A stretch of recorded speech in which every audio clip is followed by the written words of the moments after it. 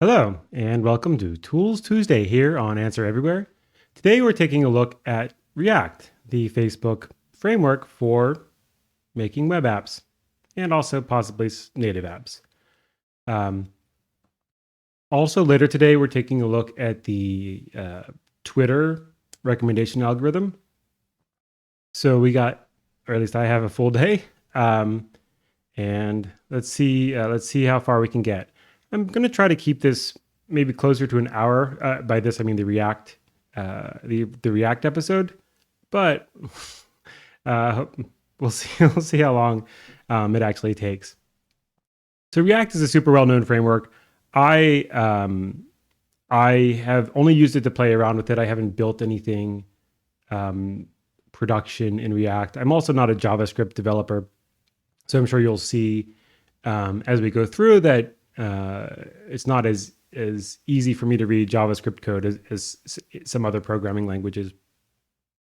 And I should mention, since React is a very popular framework, that this is a live show. It's an improvised live show. And the idea is that every weekday, we jump into a code repository that I'm unfamiliar with and try to see if we can make sense of it, do a little bit of digging around, a little bit of archaeology and exploration. So this will not be like an expert walking through how React works. Since React is backed by Meta, which is a giant multinational corporation with lots of very smart engineers, there are no doubt many very good talks, technical talks that are available on YouTube about how React works under the hood. But this is not this is not one of them. All right, so with that out of the way, let's take a look at their GitHub. And let's see, what do we see? Well, as expected, we have 93.7% JavaScript, some HTML, a little bit of C++, and then CSS, and a tiny bit of TypeScript, about twice as much C++ as TypeScript, and then CoffeeScript, which I'm not even sure what it is, but I think it's another attempt to make a typed JavaScript. Let's see if we can, let's look up CoffeeScript.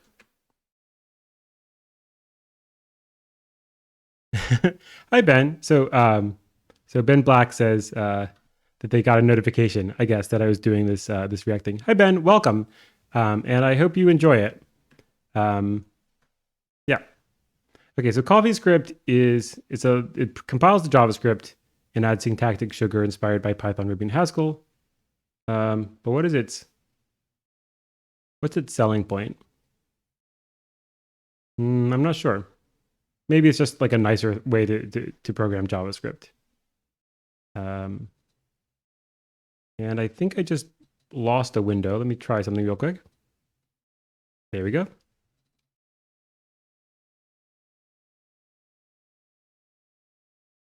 Cool. All right, so there's a little bit of CoffeeScript. All right. Okay, so in the so we get a README, which is nice and also pretty expected since this is a Meta repository, and it's also a super popular framework. So we expect them to have their ducks in a row, and it will tell you. And there's also a ton of things like tutorials, how to use React, etc. Just out on the internet, and I think there's like a tutorial on their website as well. So that's it. That's lots of resources. Okay, so we have a bunch of stuff in the main folder that I'm going to ignore. Things like metadata files. I don't know what danger file is. I'll look at it just because it has an interesting name. Meta platforms. I'm not sure. Danger GitHub API token. Yarn danger.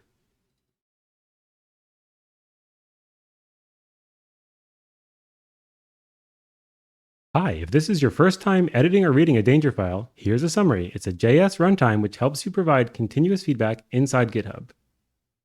You can see the docs here. Continuous feedback inside GitHub. All right, let's just danger. It runs during CI and gives teams a chance to automate common code review chores. Okay, so some CI feedback mechanism that's going to report back stuff that's useful to someone. Maybe useful to GitHub, maybe useful to Meta. I will probably throughout this whole thing call Meta Facebook because that's how I'm used to thinking of them. They tried to rebrand, but I think we all know that it's really it's really just Facebook. Okay, and so let's take a look at the folders. None of the folders really seem like they are the obvious place for things. But we've got fixtures, packages, and scripts. Fixtures, I don't know, might be test fixtures. Let me just see if there's anything else that looks like an entry point. Presumably entry point would be JS, right? So let's look at the .js files. And we've got React versions, but that doesn't sound too exciting. And then a bunch of dot files. Okay, so where's the code? I don't know. Let's look in scripts, packages, and fixtures. Unless I'm missing another repository. All right, so let's see what we find. All right, so in scripts, do we get a README? No, but we get things like Yarn, which I recognize as I think maybe a competitor or an alternative to NPM. Babel is some JavaScript thing that I don't really know what it does. Circle CI is like continuous testing, continuous integration. DevTools, error codes, Jest, I think is some other third-party library. Release and rollup. So this does seem to be scripts. I'm going to go ahead and assume that scripts is not the heart of React. So maybe everything's in packages. This looks promising. We've got a bunch of React dash stuff, so things with a React prefix, and a React folder. All right. Oops. Okay, and then let's just peek at fixtures to see if we can rule out looking here.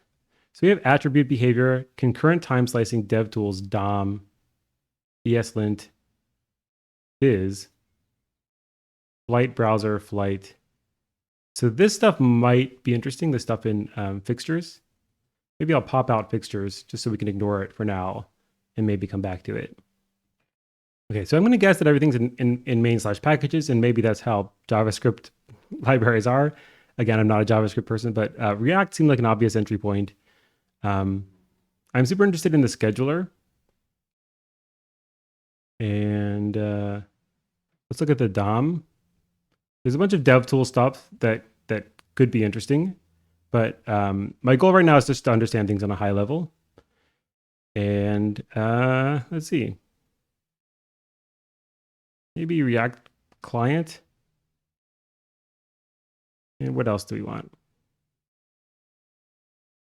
Native renderer, no op renderer, reconciler. I don't know if we want to look at the native renderer. That might be too much of a rabbit hole for right now. Did we open React server? React DOM, React client. Yeah, let's open React server. And I think that this will be enough for now. So React has this, let's see if we can find a diagram. So React has this, the idea that's explained in all of the blogs and all the documentation and whatnot is this, I think what they call it like a unidirectional flow.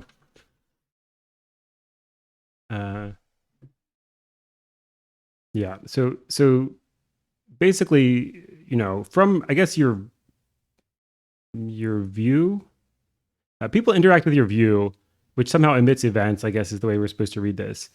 And that changes the state. And the state is like a single source of truth. I think it's also called a store in other diagrams, like here, up here in the corner, we see store. And then the view is going to redraw itself based on the single source of truth, which is state. And so what we should see is kind of the code should emit events. The events should somehow like write state, and probably that state should like maybe get stored in a local database, and that local database might get synchronized with a remote database, or maybe the state is just going to emit, is just going to send data over the wire and not have a local database at all. I'm not sure. And here's another diagram. This is Flux. I think Flux is maybe a part of React, or like a, I'll look this up in a second. But you have some actions and some I guess, a registered callback, a dispatcher, a registered callback to store. And when store changes, it emits, I guess, a change event.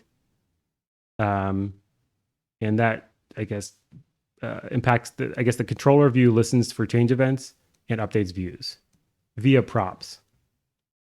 Something like this. And let's just find out what React Flux is, like what sort of thing it is. Intro to Flux and Redux. Also, I have heard of Redux. I'm not sure how all of this relates. I think I have Chat GPT open. I think this is the sort of thing that's easier to ask. Okay, so what is Flux in the React framework? It's an architectural pattern. I guess, so if it's just a pattern, it may not show up in the code. In Flux architecture, the data flow is managed by a central dispatcher, which receives actions and updates the stores accordingly. Stores hold the application state, and they are updated in response to actions. Views or components in React then subscribe to the stores and are updated automatically when the stores change. Okay. And then what is, what's the other one? Redux? The state management library, often used with Reacts. Okay. Thanks, ChatGPT. All right, so with that in mind, let's take a look. I'm going to close out these two things. All right, so here we are in packages/React. We get source. That looks promising. And npm, which I assume is something about managing dependencies. And we get a README. React is a JavaScript library for creating user interfaces. All right, and it shows you how to use it. You can import some stuff. Then you have some function counter, and use state is somehow going to like wire up some kind of like listener, so that when you change the state, I think things are emitted, and these angle brackets are part of a, I think it's called JSX. They're part of some way to have the programmer enter syntax that looks like XML or HTML. And have it be interpreted as JavaScript. And these are like named after HTML tags. And at any rate, so the headline is going to display count. And when you click the button, we're going to call set count. And I guess with the thing that we're going to set count to is the current value plus 1. So we're going to increment it. And it says increment here. I guess that's the name of the button so that it has display text so you know what to do. And then create root is going to be called on document get element by ID root. And then we're going to call root.render. And somehow we're going to call root.render with the counter that we created. So counter is a function, and we're placing it in these like JSX, I guess, angle bracket things. And what is the interesting thing here? The interesting thing is that this set count should force a redraw. So somewhere, I guess, in root.render, there should be a loop that looks for changes in the state that we registered with useState, I suppose. And when we call set count, I guess set count, I see. So this syntax, I guess, means maybe the variable is count, and here's the function that changes count. And so whatever useState is going to do, I suppose it initializes some variable, and maybe in the implementation the variable is unnamed because we're going to return count as a return value, I suppose. So we've got like so useState is maybe going to have some sort of internal variable and function that get named count and set count respectively. And then when that function that got returned by useState is called, something happens in render. Maybe it registers itself as marks something as dirty. And the thing that it marks as dirty is presumably whatever the containing scope, the function the function where we called useState essentially. So that's just a guess of how you would build something like this. We'll see if we can find anything of that in the code base itself.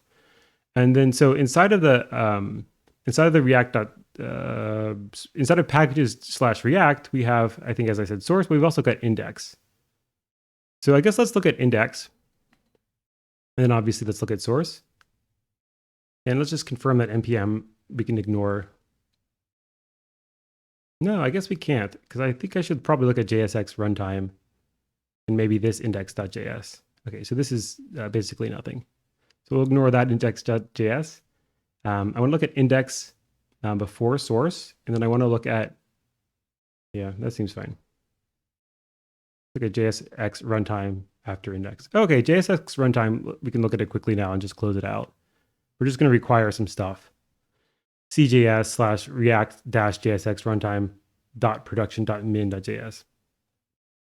So some production file or a development file, depending on whether your node environment is production or not. We're just including some other file, I guess. So here's index.js, and it is bigger than 2 lines, that's for sure, but it's only 86 lines, and it seems to just be like exporting some stuff. So let's take a closer look. It says keep in sync with whatever this thing is, flow/blob/main/lib/react.js. Okay. And we're going to export a bunch of types, such as stateless functional component, component type, abstract component, element type. And what is a component? We're going to build a tree, I think. I think that's what we're doing. And because we have a root, we're going to call render on the root.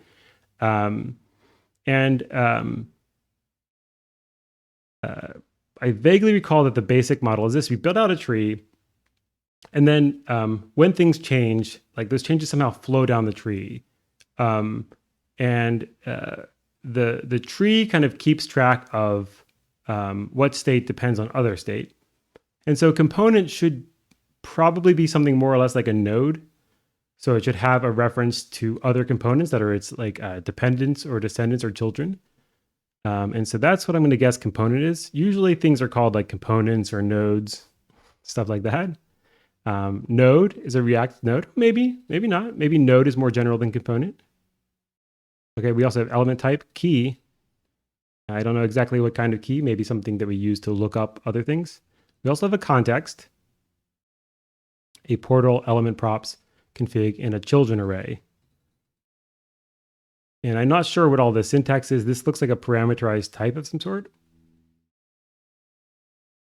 But we're in straight JavaScript, right? I'm not sure. Okay.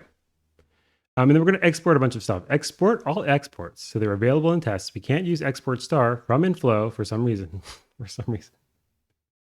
All right. Secret internals. Do not use or you will be fired. I wonder if that's a comment for other like Facebook people, or if this is just like a joke.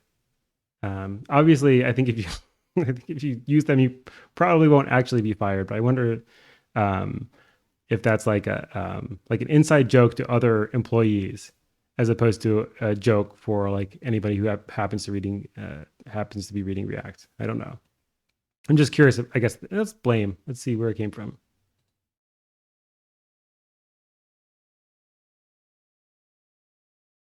All right, only 2 years ago. Update entry point exports.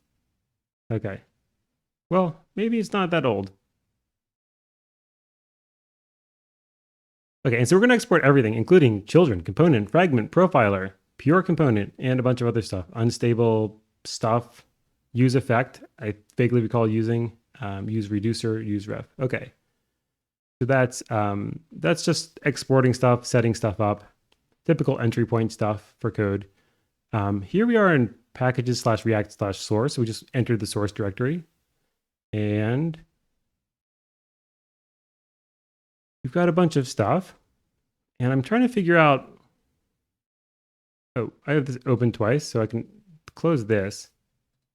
Since I'm short on time, I'm trying to see if I can do this in a more precision way. So React Server is an experimental package for creating custom React streaming server renderers. This API is not stable as that of React, is not as stable as that of React, React Native, or React DOM, and does not follow the common versioning scheme. Use it as your own risk, at your own risk. Okay, so we're going to just ignore that since it's unstable. So Scheduler is a package for cooperative scheduling in a browser environment. It is currently used internally by React, but we plan to make it more generic. and the API is not yet finalized. I am curious about scheduling, so I'll leave that open, at least for now. React DOM. This package serves as the entry point to the DOM and server renderers for React. It is intended to be paired with the generic React package, which is shipped as React to NPM. Okay, so this does look important. React Client is an experimental package for consuming custom React streaming models. So we'll ignore client as well. And then Flux is just ChatGPT, which I will close. Okay, so we've narrowed down our work queue a little bit. And so where do we want to be? So JSX might be interesting, but I don't think it's the main reason we're here. So we'll look at react.js. I'm curious what a context is in children. I guess let's look at the base classes. Create ref might be good. Current act queue might be important. Current cache. I think probably not, but maybe dispatcher. React element might be important. React forward ref. Maybe. So let's see. Hook. Maybe mutable source. And shared internals. And start transition. Let's start with that stuff. All right, so here's we're in React/source/react.js. And I'm curious how large this file is. Not too big. And what sorts of things are we doing? We're importing some stuff in all caps. I don't know what that means. I guess there's some convention about capitalization. We're importing a bunch more stuff. And we've got some, whatever this ternary operator stuff is defining some const stuff, I guess, depending on whether we're in dev or not. To do, move this branching into the other module instead and just re-export. And we've got const children is equal to, in JavaScript, maybe this is just a list, an initialized list, but at any rate, children is map for each count to array and only. And we're going to export a bunch of stuff, including children. Okay, so this also seems like this is just like an entry point where we're setting stuff up. The React context.js seems like we have actual functions here. Okay, and we've got this at flow notation, so maybe this is related to flow or from flow. Actually, let's look up Facebook flow.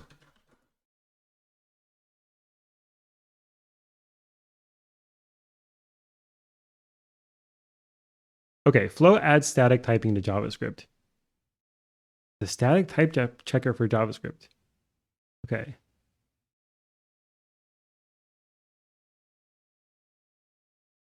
Version 0.203. See if Wikipedia knows about it. We have TensorFlow, Control Flow, Flow web browser. Okay, I guess not. Okay, so I guess we have types from Flow as opposed to something like TypeScript. All right, so we import some stuff from React symbols and React types, and we export a function called createContext of t with the default value of t. And I guess maybe this extends React context of t, or I guess returns. Look at, yeah.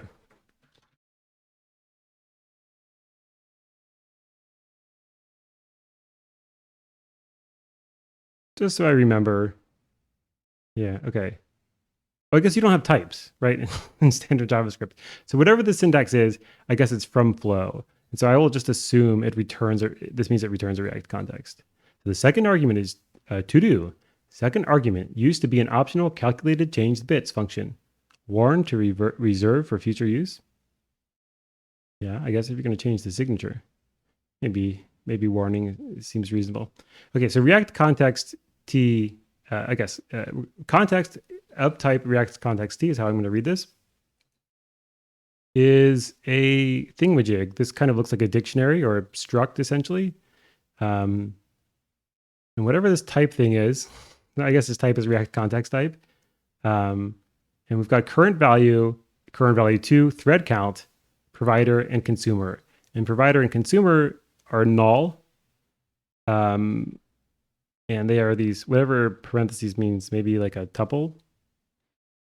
As a workaround to support multiple concurrent renderers, we categorize some renderers as primary and others as secondary.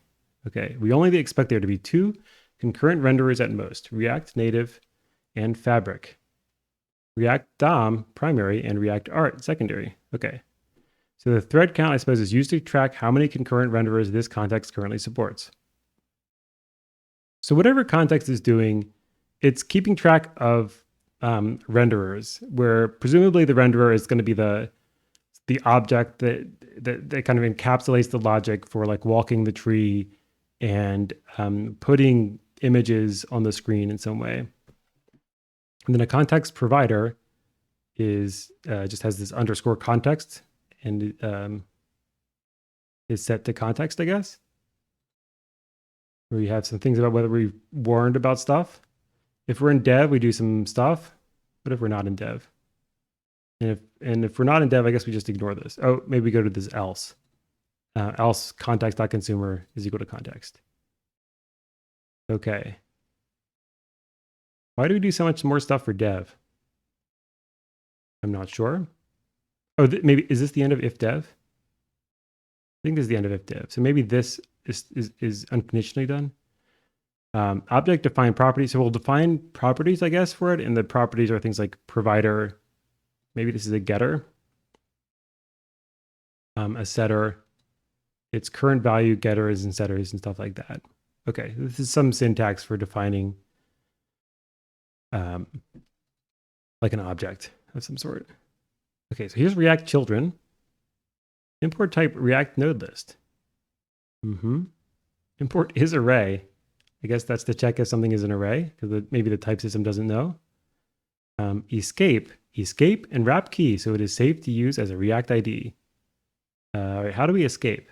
So we're going to give it a string, a key, which is a string, and it's going to return a string, presumably the escaped key. And we have some escape regex, which I don't know exactly which regex syntax this is, but is this like a /g from like the sed sort of notation? It's got an equal sign in brackets and a colon. And the escape per lookup, equal sign is set to equal 0 and colon is set to equal 2. And escape string is going to be key replace. We'll take the escape regex and a match function, which just calls escape or lookup. And then we're going to return a $sign with escape string. So I don't know exactly what this regex is doing, but like is this matching a literal bracket? I don't think so, because the right bracket it doesn't have a slash in front of it. Oh, regex /g means it searches for multiple matches, says Raxnef. Thanks, Raxnef. So yeah, so that's basically that's the sed convention. Okay. All right, so then we have to do test that a single child and an array with one item have the same key pattern. We got this did warn about stuff again. We got user provided key escape regex. So we're gonna somehow sanitize keys again. I guess we're gonna, if this is sed notation, then I guess we're gonna replace slashes with pluses everywhere they appear. And then if this is sed notation, are we just deleting these maybe? There should be 3 slashes that I'm used to. I'm not sure exactly what's going on here, but some regex. Okay. All right, so we're going to sanitize some user input so that we don't allow users to try to break our system. Get element key. Where are we again? React children. Okay, so generate a key string that identifies an element within a set. Okay, so given an element of type any, so any type, and an index, which is a number, we're going to return a string that's going to identify an element in a set. And then we check the type of the element at runtime. And if it's one of these things, like if it's not null and it's an object, and we're in dev, then we're going to return check key string coercion on the key. Otherwise, we're going to escape the key. Okay. We're just going to escape element.key. So I guess when you pass in an element, it has a key, but that's a user provided key, I guess, and we're going to escape it, I guess. And if we're not in dev, we're going to call index to string of 36, implicit key determined by the index in the set. What? Index to string 36. So index to string called in a number will presumably stringify the number. Then 36 is maybe like, we only have 36. We're like limiting the digits to 36 digits, maybe. And Racksnap is providing useful information. So match all equal in colon signs. Okay. But it's not, I guess it doesn't, yeah, it doesn't like substitute, the regex itself doesn't substitute anything. Okay. I was thinking of it as a like a sed substitute command, but it's just the matchy part and not the substitutey part. And I guess this then means match a slash, I guess a forward slash, however many times. Plus, is that what plus means? I think something like 0 or more times or 1 or more times, I think is probably what it means. Probably 1 or more. Okay. All right. Then we have this function map into array. Map into array. And it takes children, which is a node list, React node list, an array, an escaped prefix, names so far. All right. And we're going to do some stuff. I'm going to guess that this is not so fundamental. So I'm not going to look closely at this big function. What else do we have? Map children. Maps children that are typically specified as props.children. I don't know really what it means by map. What does it return? I guess it returns an array of React nodes. And you're giving it a React node list and a map function. And a context mixed. So I guess this is like map in the sense of for each element, we're going to execute func and return it as an array. So let's see if that's reasonable. So result is an empty array. And let count equals 0, and we're going to call map into array. And we're going to return func.call context child count plus plus. Okay, and so map into array is this long thing, which I said I wasn't going to read. But let's see what sorts of stuff it has. It's got an invoke callback, which is that passed in. So you can pass in a callback. If invoke callback, we do some stuff. What if not invoke callback? I guess maybe we're down here. If is array children, iterator fin get iterative function. Yeah, I'm not sure really what's going on. But I suspect this is basically just mapping, like whatever, the Haskell F map, but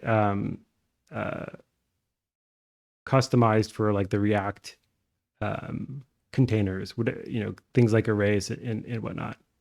We can count the number of children that are typically specified for props.children for each children. So I guess iterates through the children that are typically specified as props.children. Yeah, because this is like a for each loop, I guess, for children. You can flatten a children object. So this is like, we just looked at some Haskell stuff. This is all like standard Haskell-y or like Lispy functional stuff. Flattening arrays, mapping over arrays, converting arrays to other things, that sort of thing. And so these are just tools for working with children. But I don't know if we defined what a child was. React children. Do we have the word child anywhere? Test that a single child and an array with one item have the same key pattern. I'm not sure.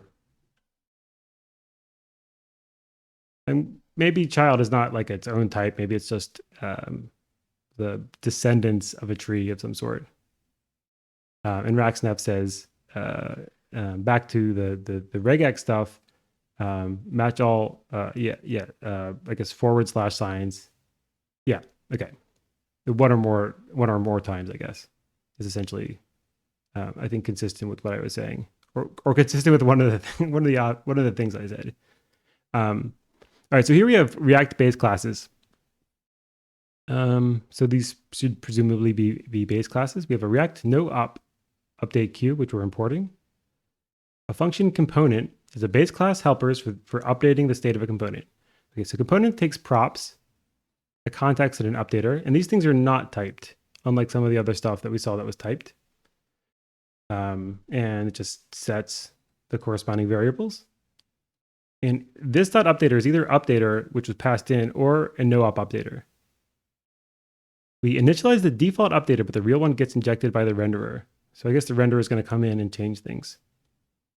If the component has string refs, we will assign a different object later. All right. Then we have component prototype is React component is set to the empty, maybe dictionary or a list. Okay, then we have sets. That's a, oh, no. What do we have? Oh, set state. Here we go. This looks promising. Sets a subset of the state. Always use this to mutate state. You should treat this.state as immutable. There is no guarantee that this.state will be immediately updated. So accessing this.state after calling this method may return the old value.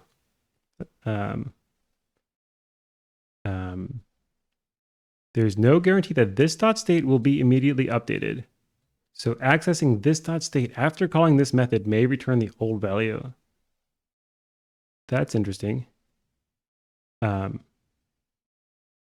And I'm getting some chat. Maybe I can leave the chats here. Can I, hang on. Can I change this to always be on top? I thought I could.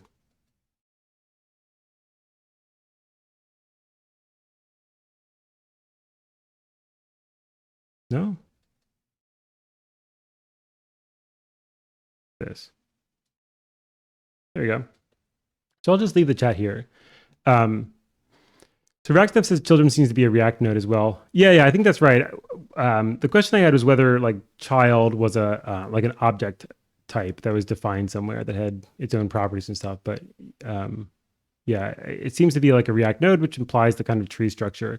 And then Martin is saying, I guess it's set to an empty object. I'm not sure what I was looking at, but yeah, so this.ref is an empty object. Maybe that's what you're talking about. Yeah, and they'll say they'll assign something later if it has string refs. Okay, so this is a little bit maybe worrying. I don't know if I should not be worried about this, but it says like if you call so if you call set state, that doesn't like atomically change the state. You can call set state and this.state will return a different value. So maybe that's okay because I think the way it's supposed to work is you're going to call set state and what happens is it's presumably going to emit some sort of signal, some sort of event or message, and that's going to update the renderer. But I don't think you're supposed to be like, the things that read this.state, I think are supposed to be updated by the rendering logic and not by like other object where you peek into this.state outside of the magic that React is supposed to be doing. Oh, so Martin is saying, yeah, this is assigning to an empty object. Okay. Yeah, that makes sense. Okay, so there's no guarantee that calls to set state will run synchronously. All right, as they may eventually be batched together. Okay, so that makes sense from a performance point of view. So assuming that it's somehow sending a message, if you're sending a bunch of them, you would batch them together and then I guess apply them all in one walk through the graph so that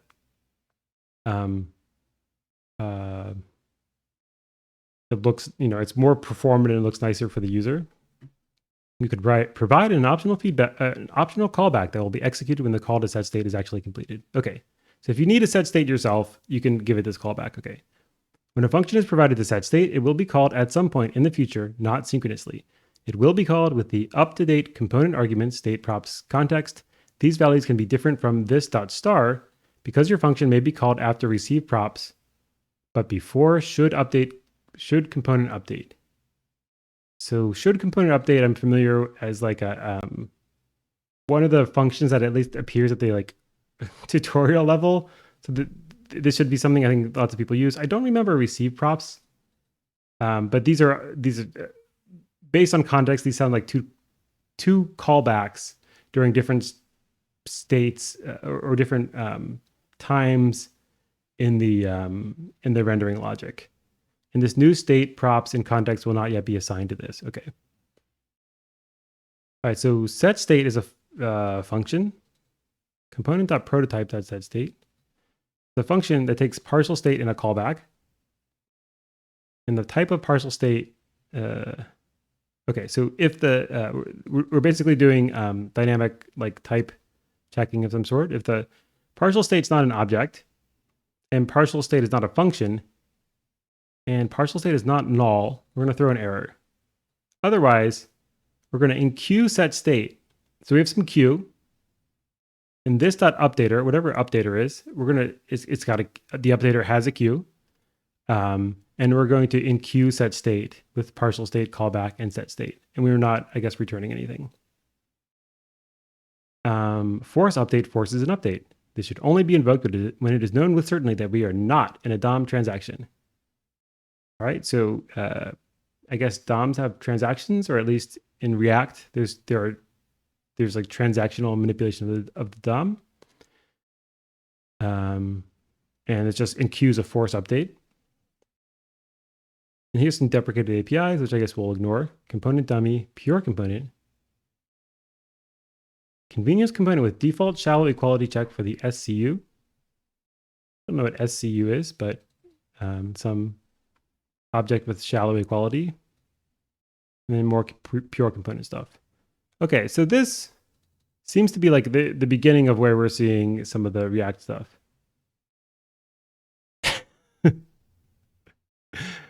Dan and Jay, I missed the most important topic. Yeah, so my just FYI, my schedule the past couple of days has been pretty hard to predict. So the start time wasn't great. So I apologize if I messed people up. Could it be that a DOM transaction is meant to be a transaction in the virtual DOM, a transaction from the virtual DOM to the actual DOM? Yeah, I think it could be. So I don't know. I don't know how that works. I'm gonna guess that. You know, there's this like double buffering stuff that I know at least old graphic stuff uses, where you put together like the buffer that you want to show, and then you're gonna like atomically swap the current buffer with the next buffer in this atomic operation. So presumably something kind of like that is done, where they build up the virtual. I don't know if that is the virtual DOM, but basically they build up the next thing you're going to see, and kind of like atomically swap it with the current thing. But let's look this up. Let's see if Wikipedia has virtual DOM. The virtual DOM is a lightweight JavaScript implementation of the DOM used in declarative web frameworks such as React, Vue.js, and Elm. Updating the virtual DOM is comparatively faster than updating the actual DOM. Thus, the framework is free to make necessary changes to the virtual DOM relatively cheaply. All right. I don't know what makes it let's see if we can, let's see. Oops.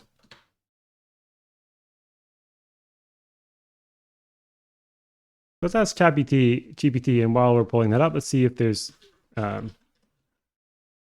see what DOM transaction gives us. HTML DOM drawing transaction in JavaScript.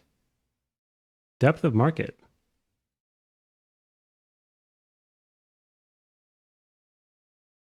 Okay, let's see what this Stack Overflow says. Is there a way to encapsulate several DOM manipulating commands in a transaction so that the content would not flicker about? Yeah, every time you must update a large set of elements, just set up a function including all the operations, call Moz request animation frame or WebKit request animation frame. Only after your function is finished executing completely, it will draw your changes to the screen. I believe browsers are only redrawing the document only when the script returns to the even loop, maybe event loop, so it won't render anything until the end of your script. The request animation frame tells the browser that you wish to perform an animation and requests that the browser calls a specified function to update an animation right before the next repaint. The method takes the callback as an argument to be invoked before the repaint. You should call this method whenever you're ready to update your animation on screen. This will request that your animation function be called before the browser performs the next repaint. So yeah, just I think stuff like this. So Dan J says virtual DOM is just a memory representation of current DOM state, and then it compares diff, and then makes necessary changes to the DOM. Okay, so maybe it's not like the double buffering thing, I think is what Dan and Jay is saying, that we, by memory representation, I'm just going to interpret that to mean like it's not displayed on screen. So we're using memory, I guess in either case, and instead of like transactionally switching the like pending DOM with the next DOM, like I was thinking, we're just going to patch the current DOM with the virtual DOM. It sounds like. Well, what's the deal with virtual DOMs?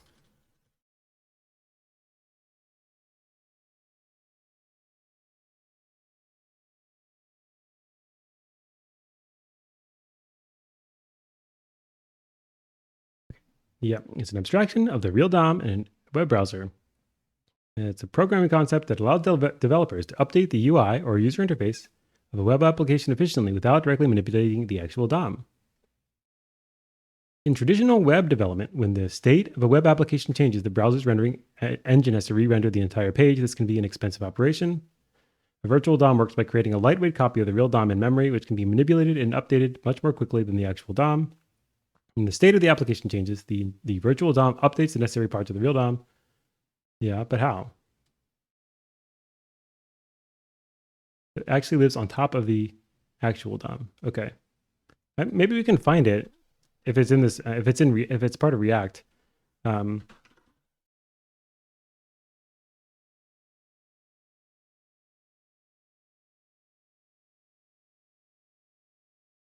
capitalize DOM and virtual DOM just so ChatGPT knows that those are important concepts. They can be considered transactional when a change is made to the state of a component in a web application that uses a virtual DOM. The virtual DOM performs a diffing algorithm to compare the current virtual DOM tree with the new virtual DOM tree and corresponds to the updated state. The diffing algorithm identifies the differences between the two trees and generates a list of minimal changes required to update the real DOM to match the new virtual DOM. And then we apply these changes to the real DOM in a single batch operation rather than applying them one at a time. This batch operation is typically optimized for performance by minimizing the number of changes and minimizing the number of times the real DOM needs to be manipulated. This is called batched update or transactional update because it performs a series of operations in a single transaction rather than making multiple individual updates to the DOM. Okay, so like, can you...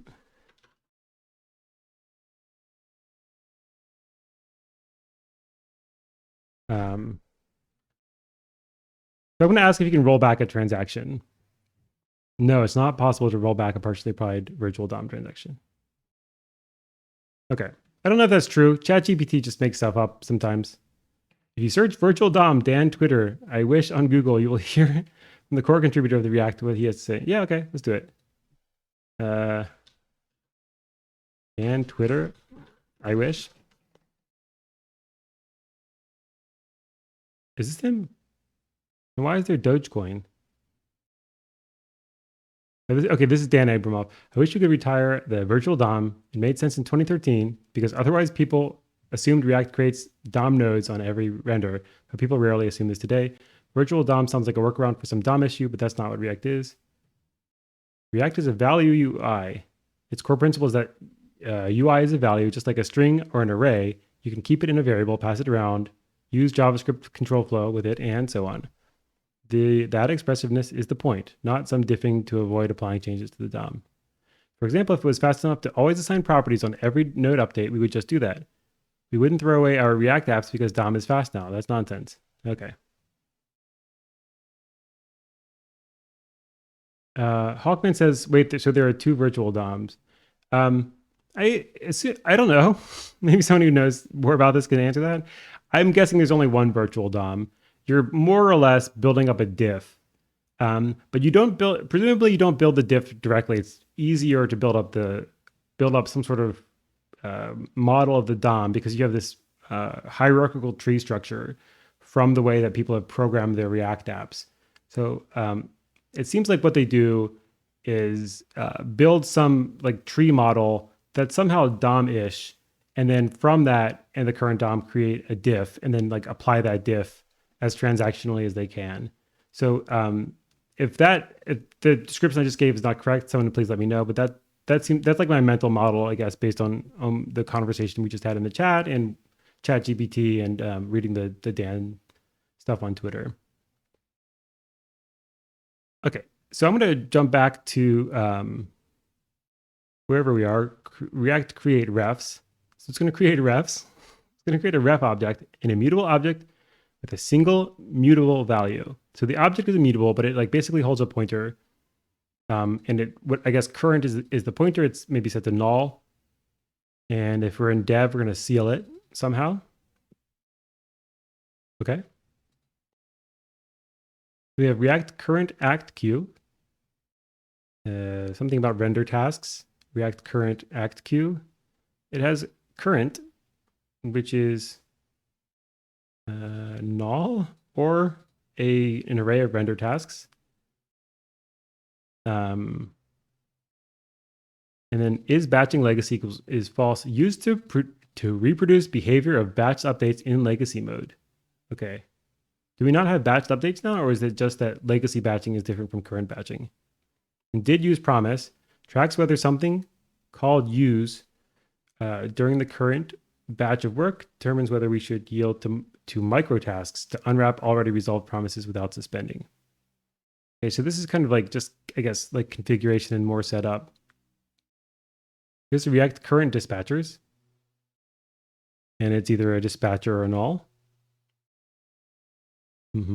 React element. So this seems like maybe a fundamental type. We can check whether it has a valid ref. It's just, if we're not in dev, is just returns whether the config.ref is undefined, has valid key. Just check whether the key is undefined. Some stuff about warnings. More stuff about warnings. Here's a React element. This looks fundamental. Okay, a factory method to create a new React element. This no longer adheres to the class pattern, so do not use new to call it.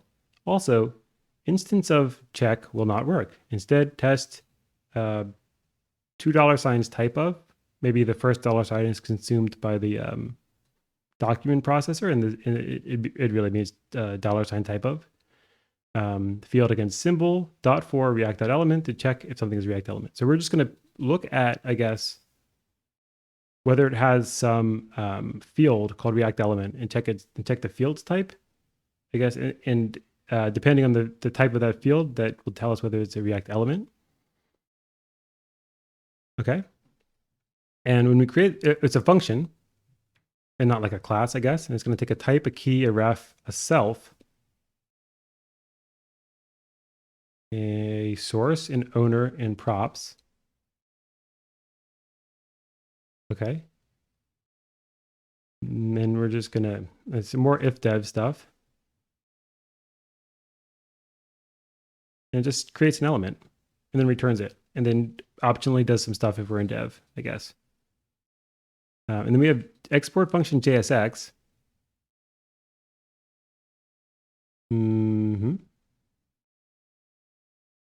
This seems to be,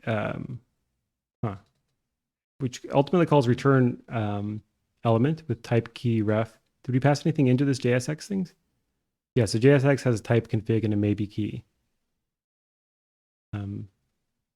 All right, so this seems like we still haven't gotten to like any of the core algorithms, I don't think, which is kind of where I'm trying to get to. So I'm just going to scroll through a bunch of this stuff. But we see there's like a ton of stuff here that is like kind of maybe making up for it's kind of like juggling stuff around for JavaScript and working around the lack of types and stuff like that. Um, we've got this props thing. Where are we here? Here's clone element. Okay, so we can clone an element and we can check whether it's a valid element. So Dash in Blue says, may I ask, what do you hope to achieve from looking at the source code? Oh, and I missed some other stuff. Okay. So React is diff algorithm, which is what virtual DOM is. React DOM package is responsible for mutating real DOM. Since core React is nothing but just a diff system, you can use it to create cross-platform. React DOM packages, yeah, okay. Using React Native. And then what do I hope to achieve from looking at the source code? All sorts of things, I guess. One is I'm just curious how React works. So React influenced Flutter. I'm going to look at Flutter, I think, soon. And it's, you know, it's nice to have an orientation to the world where things aren't, I guess, so mysterious. So like one of the nice things about open source is like, let's say that you are a JavaScript developer and you use React. It's nice to like know what's actually going on there and like have a sense of when you look at React code, it's, you know, stuff that's sensible to use, stuff that you've seen before. So, and also it's just fun to read code, I guess, are my, a couple of answers just off the top of my dome. All right, so here's React hook. All right. We get a resolve dispatcher and so we're going to set dispatcher to React current dispatcher current, so the current thing. And then we're going to, essentially return it as type any. Will result in a null access error if accessed outside the render phase. Okay. We can get cache signal. What is a cache signal? Presumably a signal from the cache. We're going to get the current cache. Controller is equal to new abort controller. Reason is equal to, so if we don't have a dispatcher, we'll error, do some error stuff and abort. Otherwise, we're just going to return the cache signal from the dispatcher. Okay. We can get cache for type. Use context. This looks interesting. If we call use context, then we get the dispatcher and a bunch of stuff I need to ignore because of dev, and then return use context. I don't know what's up here, but just like as an outsider reading this code, like every time I look at a function, I have to ignore a giant block of code to handle the dev case. So it would and that means if I have to do that, then everyone at Facebook who's working on React has to do that as well. So it seems like I don't know if there's a way to like get this code out of here and make this like maybe a single line if we need to, and then just have it so that like the either the prod case and the dev case are executing the same code, or just like reduce the cognitive overhead of having to like scroll past and try to figure out where the if dev clause ends in every function. Because I imagine if I worked on this, that would be that would get to be like a bit much. Okay, so we're going to export and use state. And the initial state, I guess, is a function that takes nothing and returns an S, whatever use state is. So we're going to call use state on a thing. And that thing, I guess, this is like the template syntax from like C++ or whatever. So maybe this is like a type or an object, maybe presumably a type. And the initial state is going to take nothing and return a type, essentially like a constant lambda, I suppose. Or it's just going to be the type. And then is this lambda syntax? So we're going to get the the thing, the type, and a function, presumably, if we based on what we saw before. So we're going to dispatch of basic state action of S. And the const dispatcher is going to be resolve dispatcher, and we're going to return dispatcher.useState with initial state. So let's go back to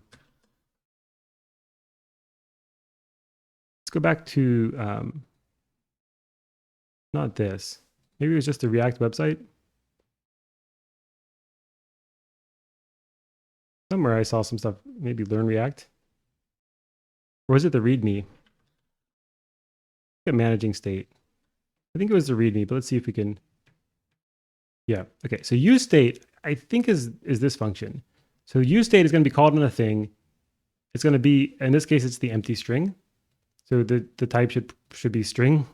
And it's going to return two things in brackets. It's going to return answer and set answer. And I think that's what we're looking at here, or some version of this. Oh, this is the return type. I thought this was maybe a lambda capture notation, but this is, I think this is the return type in whatever this like flow typing system is. So useState of type S, in this case, I guess string. And the argument is initial state, in this case, the empty string. And the return type is a pair of things. In this case, the return type is string, the type of the thing that we passed in, comma, this thing, dispatch of basic state action of string. And we get that by calling dispatcher.useState initial state. And then we have also UseReducer, which will take a state, an I and an A. See if we have reducers here. So UseReducer, here's some syntax from UseReducer. You're going to give it a tasks reducer, which is maybe a function, and initial tasks. And you're going to get back tasks and dispatch.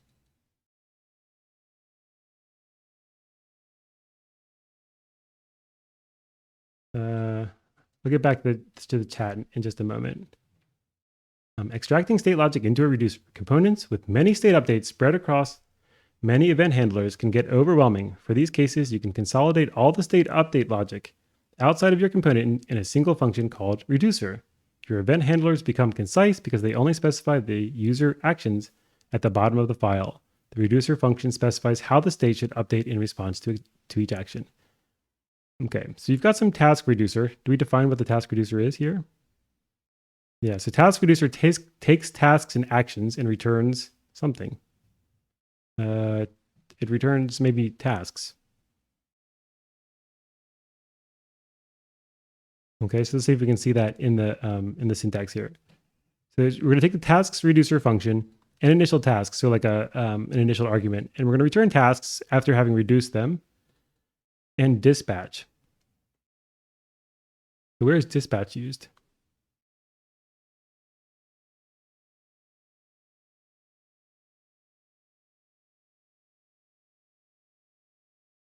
Okay, so function handle add task is going to call dispatch on, I guess this is like a task. Handle change task is going to call dispatch on some stuff. Okay, I'm not really sure what dispatch is doing, but what was it? I think this is the thing we're looking at. So UseReducer takes two arguments though. But one, I guess, kind of implicit argument is the type argument of tasks. Like this is a reducer for whatever a task is. So maybe that's what the S is. Maybe that's tasks. And then the reducer, I think, is I maybe. And then the initial argument is A. So I guess A should probably have type S if what I'm saying is correct. So a reducer should take, in this case, a task and the initial tasks and return the task. And the initial arg is of type A. Initial arg is of type I. And then init question mark, I guess, is a function that takes an I and gives back a task. Something along those lines. But at any rate, everything's really happening in Dispatcher. So in the interest of time, let's see if we can find a Dispatcher implementation. Import Dispatcher from React Reconciler, React internal types. Or maybe you import React current Dispatcher. Let's see if we can find this. React internal types.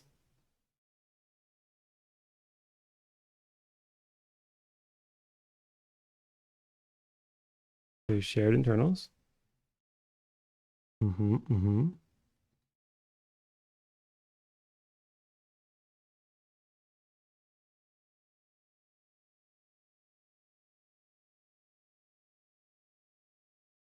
Is React Reconciler a separate thing?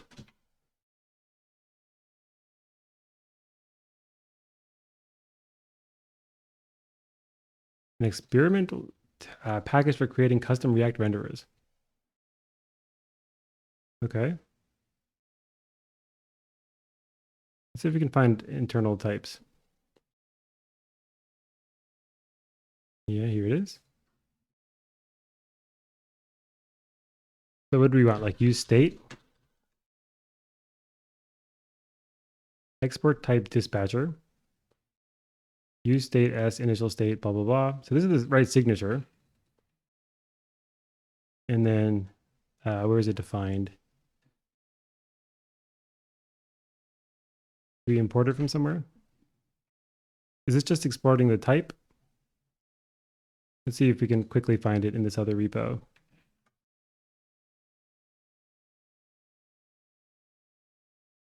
I don't know. I guess I'm not going to dig too deeply in another repository. But that's the sort of thing it's doing. React current dispatcher. Okay. Then I'll check the chat. Oh yeah, yeah. Dash Blue says, thanks for the videos. No problem. So Ragnaf is asking me what languages and systems do I use normally?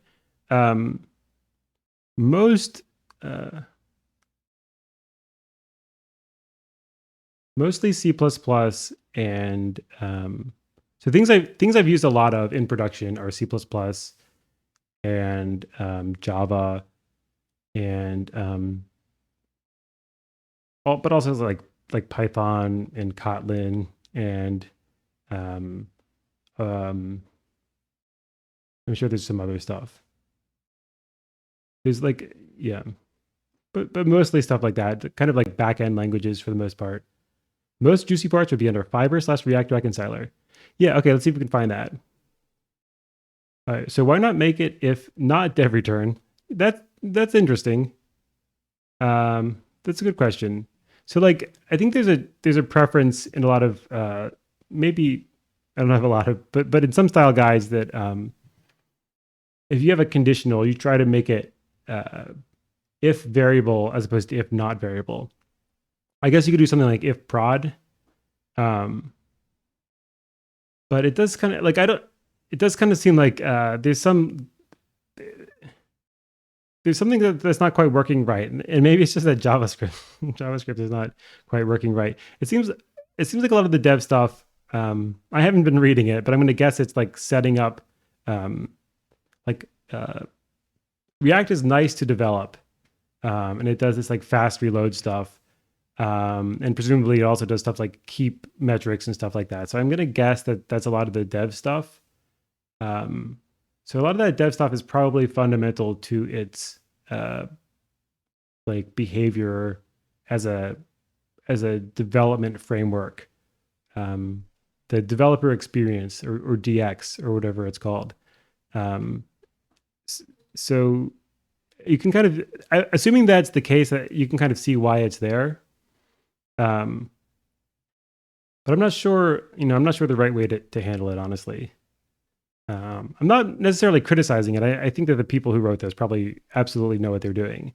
I'm just saying it's, as an outsider kind of poking around, it's a little bit disorienting anytime there's something that anytime there's a bunch of stuff that by default should be ignored if you're trying to at least understand the production version.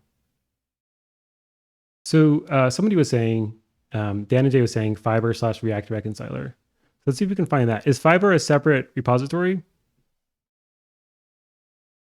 I think I did see some reconciler stuff. Let's try a web search. React Fiber is a completely backward compatible rewrite of the old reconciler. Introduction to React Fiber. Yeah, I don't know. Let's see if you can find Fiber on GitHub. There's Go Fiber. Maybe under Facebook.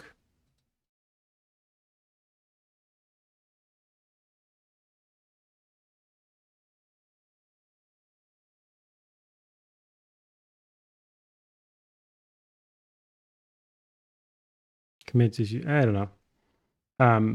So it might be in Fiber. I guess I'm gonna try to keep stick to the React code base, just because it seems like there's a bunch of stuff that makes React nicer or more modern, and it's hard to know where to stop. So I guess I'll stick to React here, especially since I'm pretty time constrained today, and I think maybe Dash in Blue was asking me what I hope to achieve from reading source code. So I'll say, and I've said before, but maybe I'll make it even more explicit that in a lot of something as complicated as React, you don't, at least I don't go in with the goal of understanding it the first time through. For something like React, my mental model is that it's about the graph, and it's about the algorithms on the graph, and maybe some of the types or like classes that are involved in those algorithms. So that is the stuff I want to see. I hope there's some of that in here, but I'm not positive. But at the end of the day, really what I'm looking to get at is I want to have read the React source code before, like in the past, so that the next time I look at it, it's like prepared in my mind in some way. And so the first pass through, I'm just hoping to get what I can out of it. And I'm not really trying too hard to if I poke around and I don't find what I'm looking for, and I spend my time lost, I don't consider that like wasted time. It may not be great content for other people to watch, but if you do that and then you come back, then you'll find that you typically have learned a lot more than you thought you did when you were being confused. It's kind of like how the brain works through pattern matching and stuff like that.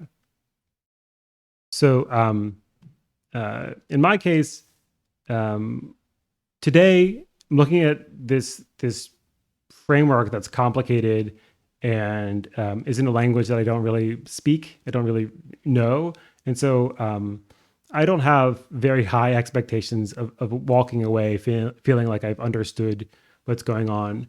But I will at least know. It's kind of like hard. It's hard to describe like tangibly like what you get, but I do know if you consistently do this sort of thing, everything becomes like a lot easier if you eventually want to like work with the React framework. That's just what I found, and seems to be consistent with like psychology research that I'm aware of, and it seems to work outside of code as well for things like difficult math topics or computer science topics, stuff like that. All right. Have you checked the Node source code? A lot of I have not checked the Node. I can't remember if I promised somebody that I would look at Node, but I have not. And if somebody wants me to, I will. I think it's worth understanding that sort of thing. And I'm not surprised that Node has a lot of C++. I think I have seen a talk about Node from the main author, like a tech talk sort of thing. Okay, here's React start transition. This looks promising as maybe algorithm stuff. Let's see what we have. We got batch config transition. That sounds very promising. Again, we're getting it from React Reconciler. So I'm going to guess React Reconciler is one of the places to be. More batch stuff. So start transition. And maybe we're just calling out the React reconciler. So what are we importing? Batch config transaction. Batch config transition. Sorry, not transaction. So we're getting a previous transition. I guess we recorded the previous transition. The current batch config is basically empty, but it has type batch config transition. And the current transition is, I guess, set to the same thing as previous transition. Oh, no, we reset this to the empty object, I guess. And now we are setting current transition to the same empty object, I suppose. And we're checking if it's dev, in which case we're going to do updated fibers. And if we're not dev and we are enabling transition tracing, then we will somehow trace. We're recording the start time and the name, I guess, so that we can print it out or like log it. And then we're going to try scope. I don't know what scope is doing, but finally, we're going to set the React current batch config to the previous transition and check if we're in dev again. But what have we done? There must be work done here, right? So starting transition.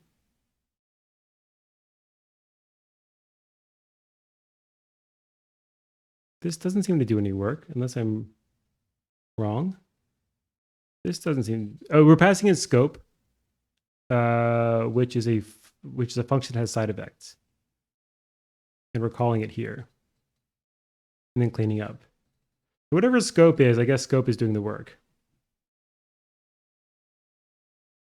Hey, Lewis. Yeah. So I'm sorry. Sorry that you missed the stream. Some of that might be my fault because of my schedule's been so crazy. But it will be posted on YouTube. I am like 4 or 5 maybe videos behind, so it might be like a day or two before I get everything up. How long until VODs are normally uploaded? Normally I try to upload the VOD the same day, but just because of other stuff that's been going on, I'm a few behind. And the further I get behind, the more, the harder it is to clear the backlog.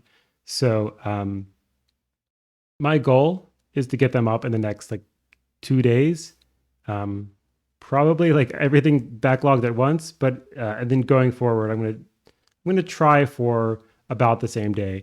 But I don't think I'm at a place yet where I can promise that. But that's been what I've been trying to do in the past.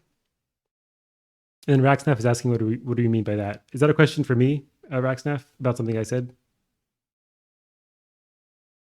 And while I wait for the answer, I'll close this out. So scheduler, cooperative scheduling. I'm not sure. I haven't seen this in anything. So we've got scheduler profiler and priorities in MinHeap. So we've got some sort of MinHeap and feature flags. But I haven't used this anywhere.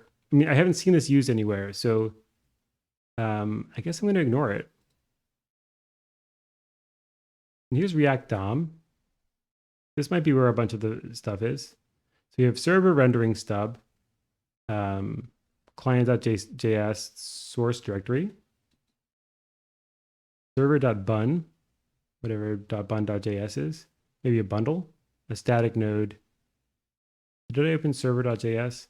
Because let's look at server.js in source. Yeah.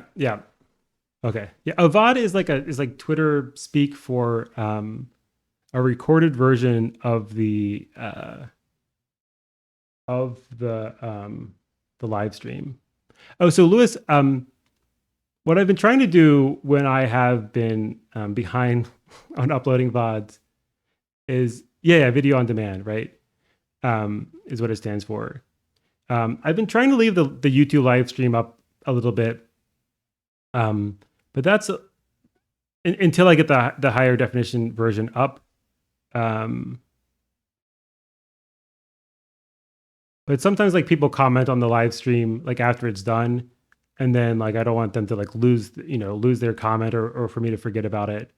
So since people have said that they like missed part of this, I'll leave this up until I can get the VOD up, and that way you can at least click on the live tab and see it from the beginning in lower resolution than the VOD would be. But I don't think that's the end of the world.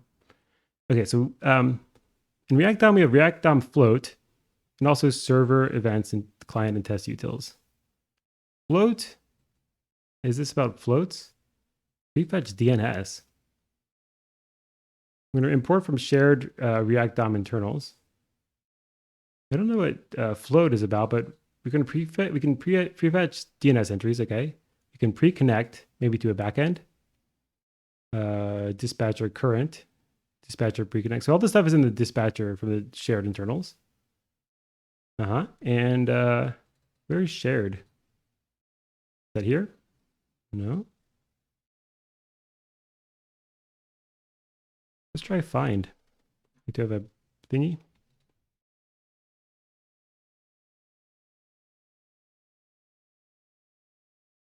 Is it like type D for a directory? Okay, package is shared. I think I'm gonna ignore fixtures. I don't think I've seen anything especially interesting from fixtures. So in packages, the shared should be here, but let's also see if what else we have. Server DOM relay, server DOM webpack, React Reconciler. That's what I want. I think.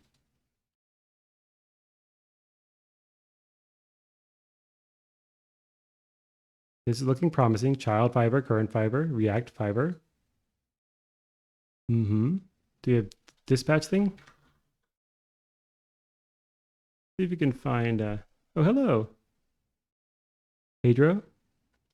I'm sorry, but is that what is that like? Is that Brazil? The bun code base. I don't know what bun is. Best place to make suggestions is, I guess, commenting on any video, because then at least I get a thing that I can go back to. YouTube will keep track of taking notes for me, but I don't have a pencil on me, which normally I do. Otherwise, I would write this down. But if you leave a comment, I have no idea what bun is, but I can figure it out, and I think I should be able to do it. So see if you can find anything with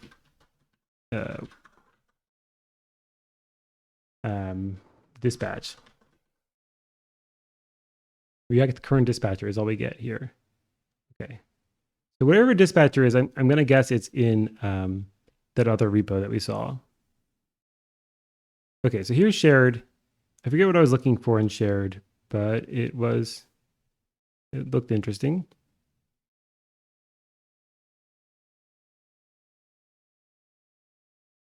Here's React DOM again.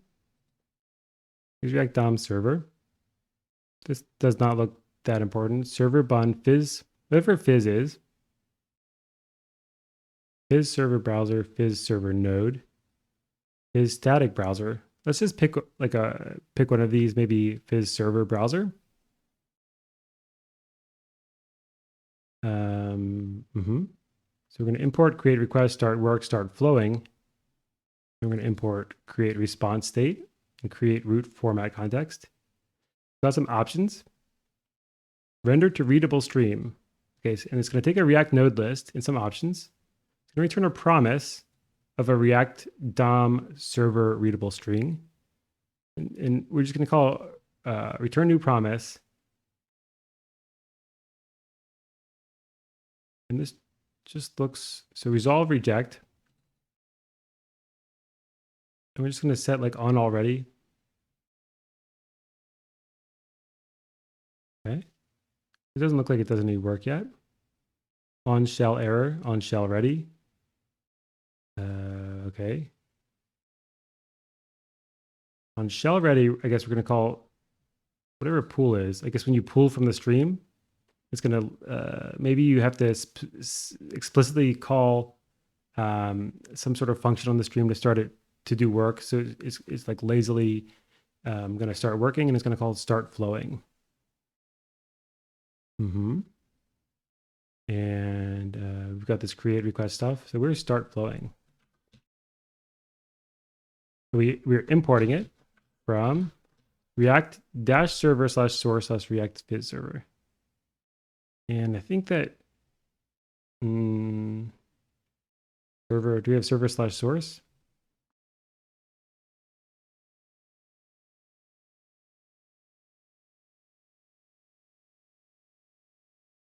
That might be a separate repo. See if we can find fizz here.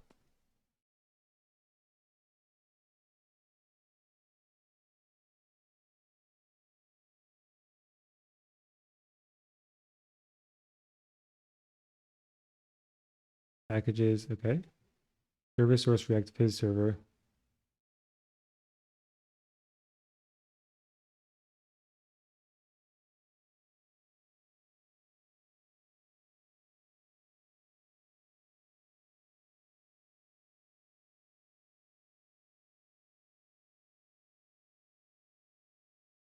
React server. I guess let's see if we have React server.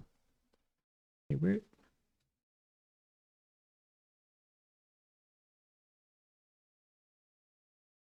Is it React dash server?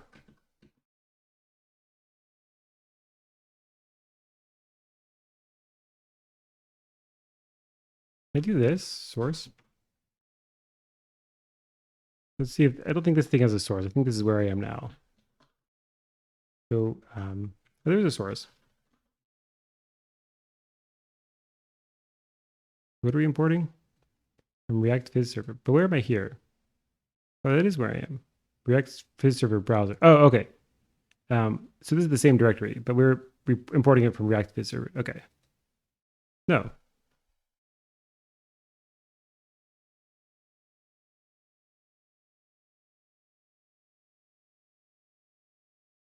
I am in the wrong directory. So I want to go to React dash server.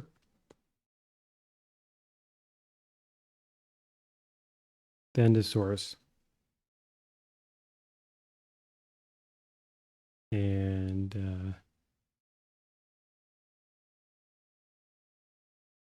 what was it? React Fizz server, I think. No, not React flight server.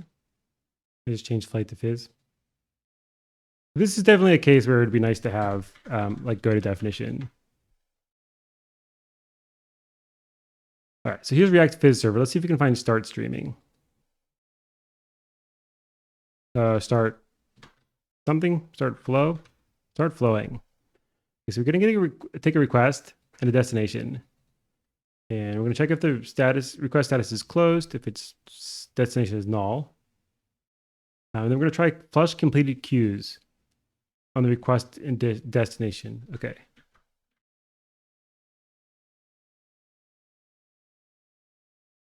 The flush completed queues. It's going to take the request and destination. It's going to call begin writing the destination. Yeah, this, no function seems to have all the behavior or a lot of the behavior. We kind of have to jump from place to place to kind of understand what this particular code base is about. And then we're going to call it begin writing. And then we're going to try to do some stuff. The structure of this is to go through each queue one by one and write until the sync tells us to stop. When we should stop, we still finish writing that item fully and then yield. At that point, we remove the already completed items up until the point we completed them. Okay, so we're just going to go through the queues and write stuff. So whatever completed root segment is, if it's not null, and we have pending root tasks is 0 and enable float, we're going to write a preamble. We're going to call flush segment with the request destination and completed root segment. And request.complete root segment is null. Completed root segment, we're going to set to null, which is the thing that we initially got here. So I guess we're done with it. So we're going to say that we're done with it. Then we're going to write the completed root on destination request.response state. Otherwise, we haven't flushed the root yet, so we don't need to check any other branches further down. We're just going to return. Else if enable float. We're going to write hoistables, whatever a hoistable is, on the destination request.resources and request.response state. We emit client rendering instructions for already emitted boundaries first. This is so that we can signal to the client to start client rendering them as soon as possible. All right, emit client rendering instructions for already emitted boundaries first. The client can start them as soon as possible. Okay, so we're gonna get some boundary. I don't know what a boundary is. Maybe like the boundary of a visual element. It's at any rate, so the request has some client rendered boundaries, and we're gonna iterate over them and flush them to the destination, presumably. We're gonna splice 0i, whatever that does. Now we emit any complete boundaries. Okay, so we have whatever boundaries are. There's some that we've already emitted, and we're handling these here. Now these are ones that are complete but not yet emitted, I guess. So now we're going to emit them. It's better to favor boundaries that are completely done since we can actually show them. So I'm going to guess that this is actually sending something that's drawable or close to drawable on the screen than it is to emit any individual segments from a partially complete boundary. Okay. We're going to get the completed boundaries, iterate over them, and flush them. And then whatever a splice is doing. Allow anything written so far to flush to the underlying sink before we continue with lower priorities. Okay, so we're going to complete writing. And then I guess begin writing again. To do, here we'll emit data used by hydration. I feel like I've heard hydration before. I don't really remember what it is. Next, we emit any segments of any boundaries that are partially complete but not deeply complete. So we've got the partial boundaries. We're going to emit them. And I don't know if you can draw them, but they're partial. And next we check the completed boundaries again. This may have had boundaries added to it in case they were too large to be inlined. New ones might be added in this loop. So we look at large boundaries. We look at completed boundaries again and we consider them large, I guess. We assume that they're large and we do some stuff with them. And then finally, we do some cleanup. We check completed tasks, rendered boundary lengths, etc. We call complete writing on the destination and flush buffered on destination, and then close. All right, so this looks like code that's kind of closer to telling the browser to render stuff. I'm not quite sure, but it kind of looks like that's what this is. And then it seems like we're not applying like a diff all at once. We're doing it in segments in some sort of prioritized way. Array.splice racksnap says deletes the first I elements.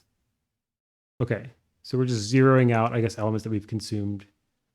All right, thanks, Lewis. Yeah, okay, so it's a runtime and bundler. Cool. Yeah, sure. All right, so here's some source events. It's mostly tests. Here's source client. Look at root and DOM, and I'm gonna have to go soon. But we'll see what we can see. So here's React DOM root. We've got we're importing mutable source in React node list. Okay. And fiber root, which looks promising. I don't know what a fiber is, but fiber is often used for as a name for like lightweight threads. And we're also getting transition callbacks, transition tracing callbacks. So maybe this is like threadish stuff. We're going to import React DOM shared internal. So this is looking pretty promising. How big is this? 416. Not bad.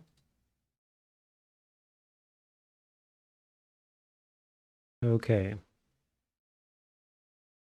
So what do we have? We can create root options, hydrate root options. Is container marked as root? So I guess given a container, we can see if it's the root of a tree. Default on recoverable error. So I guess some sort of error handling or error reporting. The function React DOM root takes an internal root, which is a fiber root. So maybe fiber is not thread stuff. And sets the internal root to whatever was passed in. Hydration root is found when upgrading flow. Maybe hydration is some sort of pun on flow. And we've got this function that's going to take some children, a list of children, presumably basically essentially like the part of, what is it called, an adjacency list.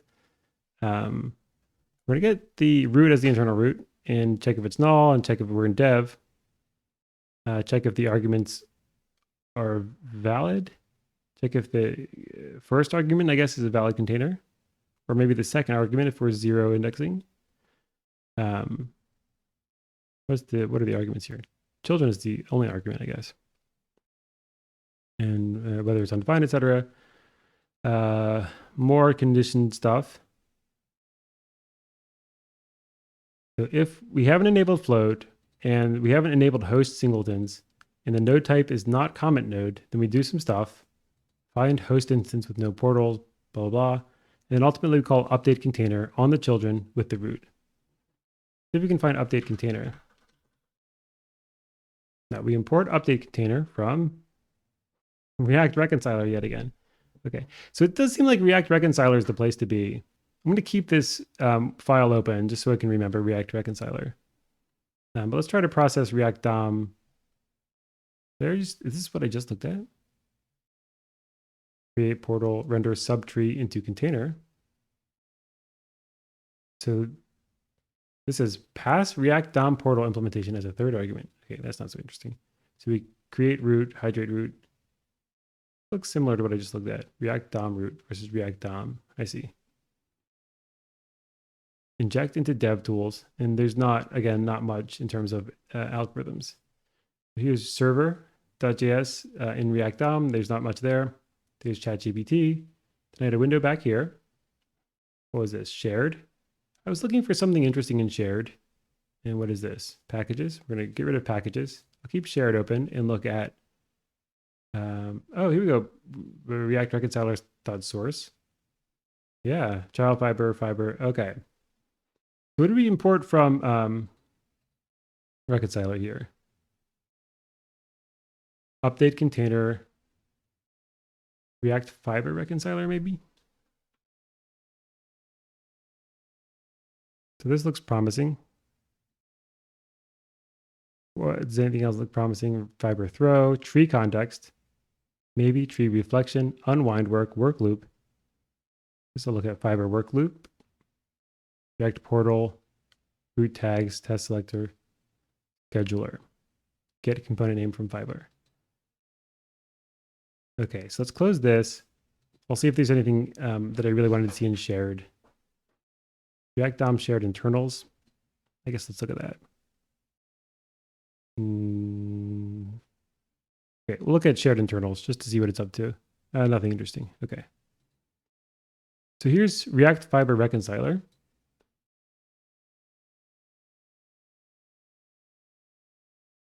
Okay, this is big. I hope it's big. Yeah, 820 lines. It looks like we might do some work here. Okay. Importing a ton of stuff and exporting a ton of stuff. Some dev tool stuff, did warn stuff that we've seen.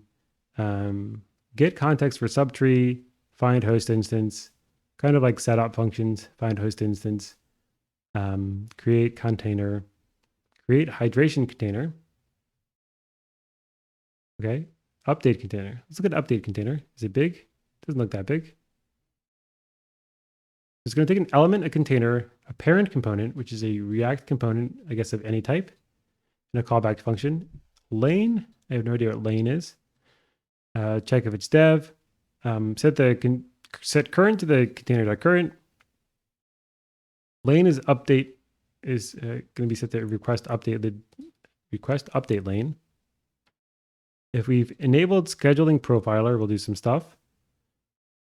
Get context for subtree up from the parent component. Check if it's dev. Update is going to be called on create update of lane. Update.payload is equal to, I guess, a set containing a single element. Caution, React DevTools currently depends on this property being called element. All right, so don't change the name there. The callback is going to be whether the callback is equal to okay. Oh no, okay. So if the thing passed in called callback is undefined, then we'll set callback to null. Otherwise, it's going to be set to whatever we passed in. And if it's not null, and we're in dev, we do some stuff. But if it's not null and we're not in dev, Then we're going to set update.callback to what was passed in. And we'll set the root to enqueue update on current update in lane. And if the root is non-null, then we're going to get the get the event time and set it to there. And we're going to schedule update on fiber, root current lane event time, and entangle transitions, root current lane and return lane. So I don't know what lane is. I guess it's some unit of work. But again, we're not quite at the algorithm because we have to follow these methods a bit more. But let's see. Let's look at schedule update on fiber. Looks interesting. So does create update and entangle transitions. Maybe let's look at entangle transitions. Okay, we're importing that from React Fiber class update queue. So I'm going to assume that's just some update queue, but it's got the three functions that seem to start doing work. But also let's check what lane is. All right. So React Fiber lane. We're almost there, I think.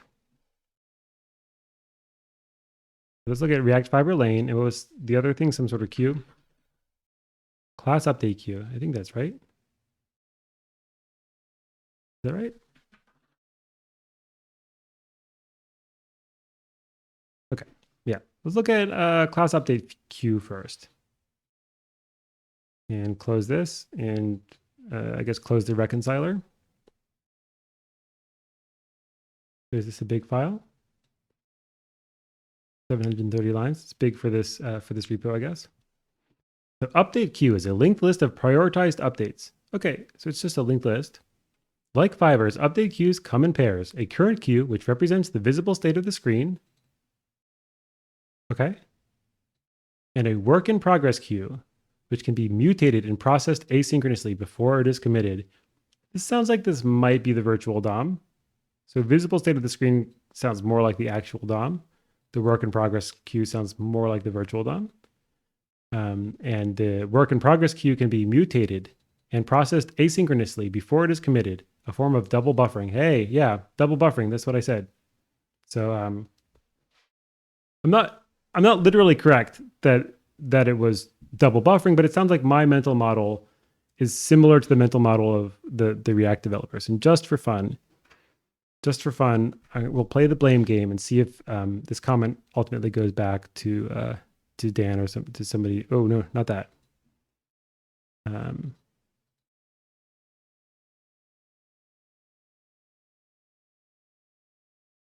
So update React queue, updated 5 years ago. Decouple. So it's okay. It's hard to know. So certainly not immediately. I can't go back in time very easily with GitHub. Let's see if I have git k.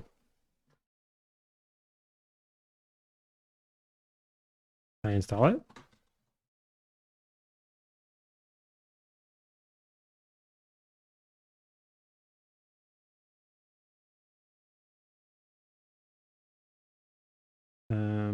Is this the right file? Okay, let's see if I have maggot.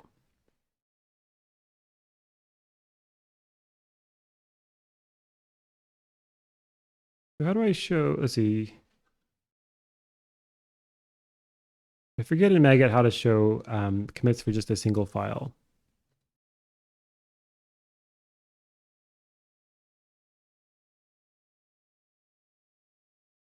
Oh, I think it's just log. No, wrong buffer. Limit to author, search messages, search changes. Follow renames, reverse order current. Maybe follow renames in current.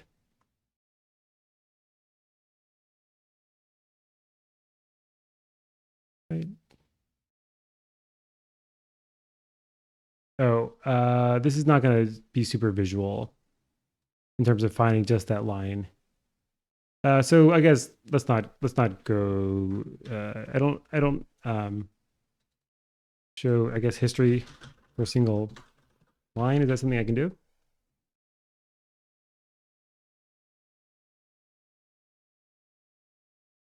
Okay.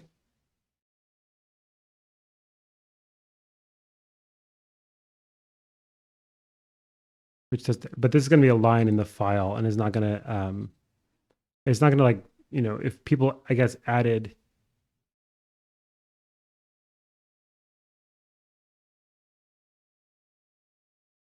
Um, I'm not sure this is going to follow like if the line moved up or down in the file, and I don't want to go too far down a rabbit hole. So it doesn't really matter where this comes from, but it sounds like double buffering is a useful mental model.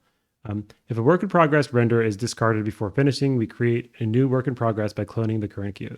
Both queues share a persistent singly linked list structure. To schedule an update, we append it to the end of both queues. Okay.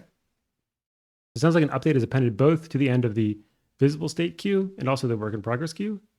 Each queue maintains a pointer to the first update in the persistent list that hasn't been processed. Right? The work in progress queue pointer always has a position equal to or greater than the current queue. Okay. Each queue maintains a pointer to the first update in the persistent list. Is persistent the first one? Visible state that hasn't been processed. The work in progress pointer always has a position equal to or greater than the current queue. Which one's current and which one's persistent? Because we always work on that one. I guess current is maybe the virtual one. The current queue's pointer is only updated during the commit phase when we swap in the work in progress. Okay, I guess current is supposed to be what's on screen. And that queue's pointer is only updated during the commit phase, and we're going to swap with the work in progress. We have two linked lists. And we are going to try to atomically swap them, I guess, like a double buffering. How that causes rendering, I don't know. But here's an example. So the current pointer is going to be A, B, C, D, E, F. This is some linked list. And the work in progress is just D, E, F. The work in progress queue has processed more updates than current. Has it? Where's the current? I guess the current pointer is pointing to A. And the work in progress pointer is pointing to D, the start of the list. The reason we append to both queues is because otherwise we might drop updates without ever processing them. For example, if we only add updates to the work in progress queue, then some updates could be lost whenever a work in progress render restarts by cloning from current. Okay, so we might clone from the current queue, and we don't want to lose stuff if we do that, so we append to both queues. Similarly, if we only add updates to the current queue, the updates will be lost whenever an already in progress queue commits and swaps with the current queue. Okay. However, by adding to both queues, we guarantee that the update will be part of the next work in progress. And because the work in progress queue becomes the current queue once it commits, there's no danger of applying the same update twice. So I guess here, I don't know if these are supposed to be like, if we're supposed to think of these as like visual elements or like diffs. So like, is this like, we've applied diff patch A, B, and C, and we haven't applied patches D, E, and F. And then maybe when we swap them, that causes the patches to be applied or something like that. Or it might be like A, B, and C are like, rectangles on the screen. And somehow when we swap them, it causes the rectangles to be drawn. I don't know. Prioritization. Updates are not sorted by priority, but by insertion. New updates are always appended to the end of the list, okay? The priority is still important though. When processing the update queue during the render phase, only the updates with sufficient priority are included in the result. Okay, so we have some priority cutoff, it sounds like sufficient priority. If we skip an update because it has insufficient priority, it remains in the queue to be processed later, during a lower priority render. Okay? So crucially, all updates subsequent to a skipped update also remain in the queue regardless of their priority. Okay, so if we skip something, I guess everything after it remains in the queue. That means high priority updates are sometimes processed twice, okay, as at two separate priorities. We also keep track of a base state that represents the state before the first update in the queue is applied. Okay, so for example, given a base state of empty string, and the following queue of updates, A1, B1, A1, B2, C1, D2, where the number indicates priority, and the update is applied to the previous state by appending a letter. React will process these updates as two separate renders, one per distinct priority level. First, render at priority 1, base state is empty string. We'll update A1 and C1, and the result state is AC. Second, render at priority 2, base state is A. The base state does not include C1 because B2 was skipped. And then updates B2, C1, and D2. C1 was rebased on top of B2, and the result state is ABCD. Because we process updates in insertion order and rebase high priority updates, when preceding updates are skipped, the final result is deterministic, regardless of priority. Intermediate state may vary according to system resources, but the final state is always the same. Cool. So all of that, I have a sense of what's going on. I guess I don't. It's not obvious to me why A1C1 skipping B2 is a valid thing to update. So there must be some logic somewhere that says that like a high priority update can't depend on a low priority update. Otherwise, if C1 depended on B2, then you would get some sort of inconsistent state by skipping B2, I think. But if we have some sort of rules about priority dependence, which is presumably relatively straightforward, then everything's okay. So we still don't know what a React fiber lane is, but now that we are pretty sure, at least that I'm pretty sure that this is the main algorithm, or at least an entry point for it, let's take a quick look at what a lane is. There's something about opacity. Lane values below should be kept in sync with get label for lane used by React, blah, blah, blah. If they're low, okay, so keep track of total lanes, no lanes, some, I guess, binary stuff. Transition lane, off screen lane. This function is used for experimental timeline. Okay, are these, what's going on? So no lanes is 0. Sync hydration lane is, I guess, binary 1. Sync lane is 2. And we're just marching up powers of 2 until we get to sync update lanes, which is whatever this is, 2, 4, 8. Not powers of 2, I guess. Yeah. Where was I? 1632. Okay. And then for whatever reason, transition lanes, first transition lanes has a bunch of 1s in the middle. Yeah, I'm not sure what these lanes are. Somehow a lane is like a binary thing, a binary number. I also don't know what a fiber is. Highest priority lane. Let's read some of these comments. We're in the middle. If we're already in the middle of a render, switching lanes will interrupt it and we'll lose our progress. We should only do this if the new lanes are higher priority. Okay. There's something. The only remaining work is idle. Do not work on any idle work. Do not work on any idle work until all the 9 idle work has finished, even if the work is suspended. Yeah, I have no idea what a lane is, but maybe it's about.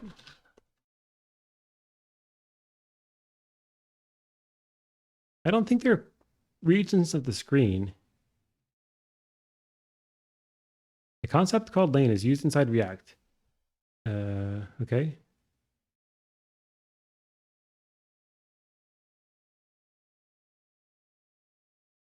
All right.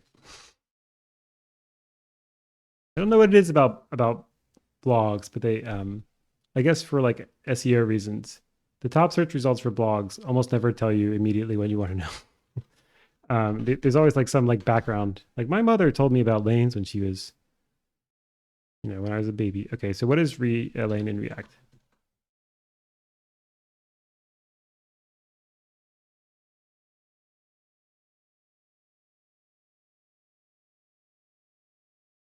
It's like a priority.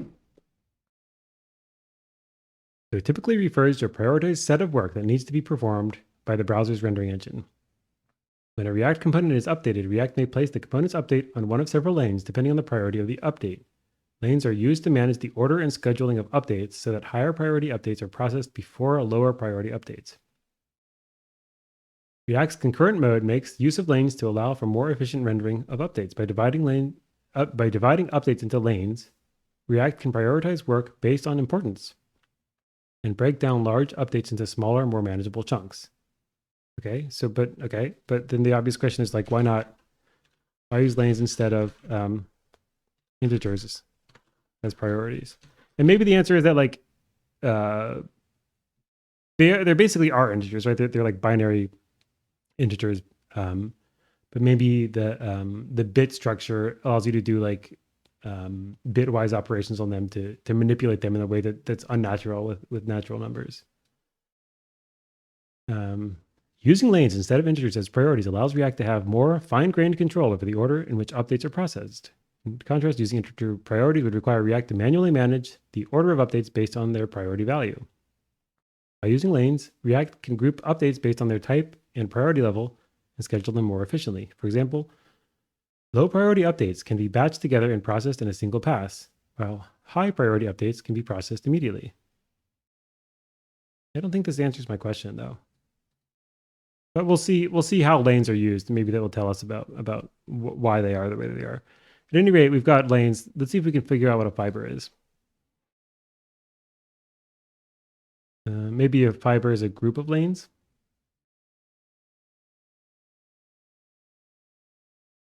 Create fiber. This is a constructor function rather than a POJO constructor. Still, please ensure that we do the following, a bunch of stuff.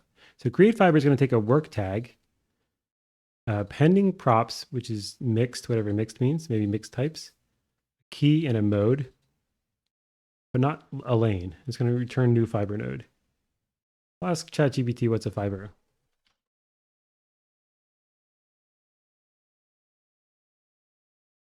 It's the fundamental unit of work used by the oopsie.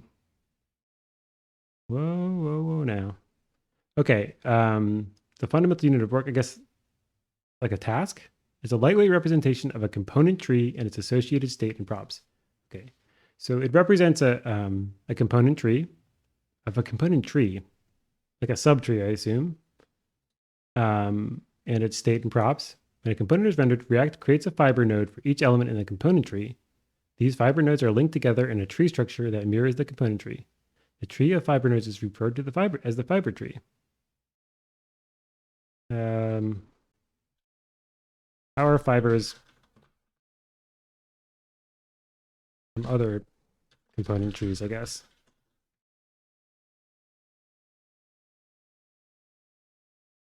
They can be easily manipulated.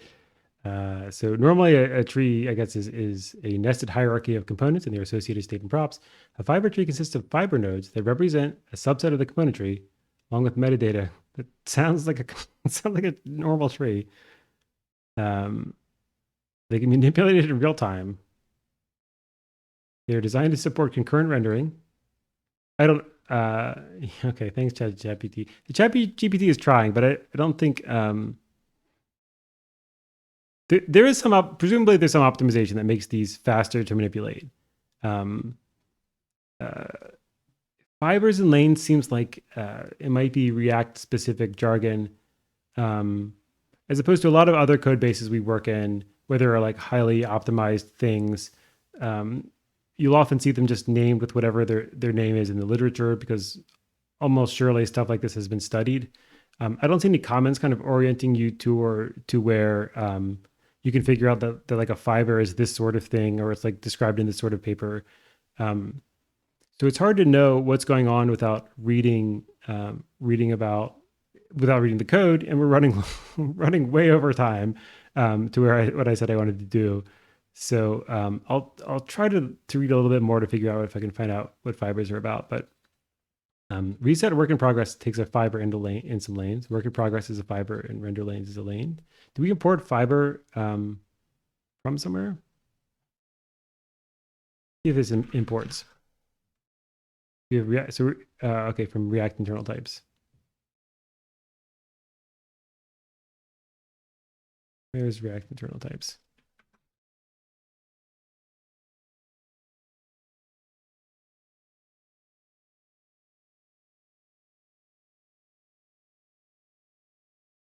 Let's try that again. So it's just, okay, so this is maybe the relative directory. Is that the deal? Maybe this thing? Wait, do we export fiber?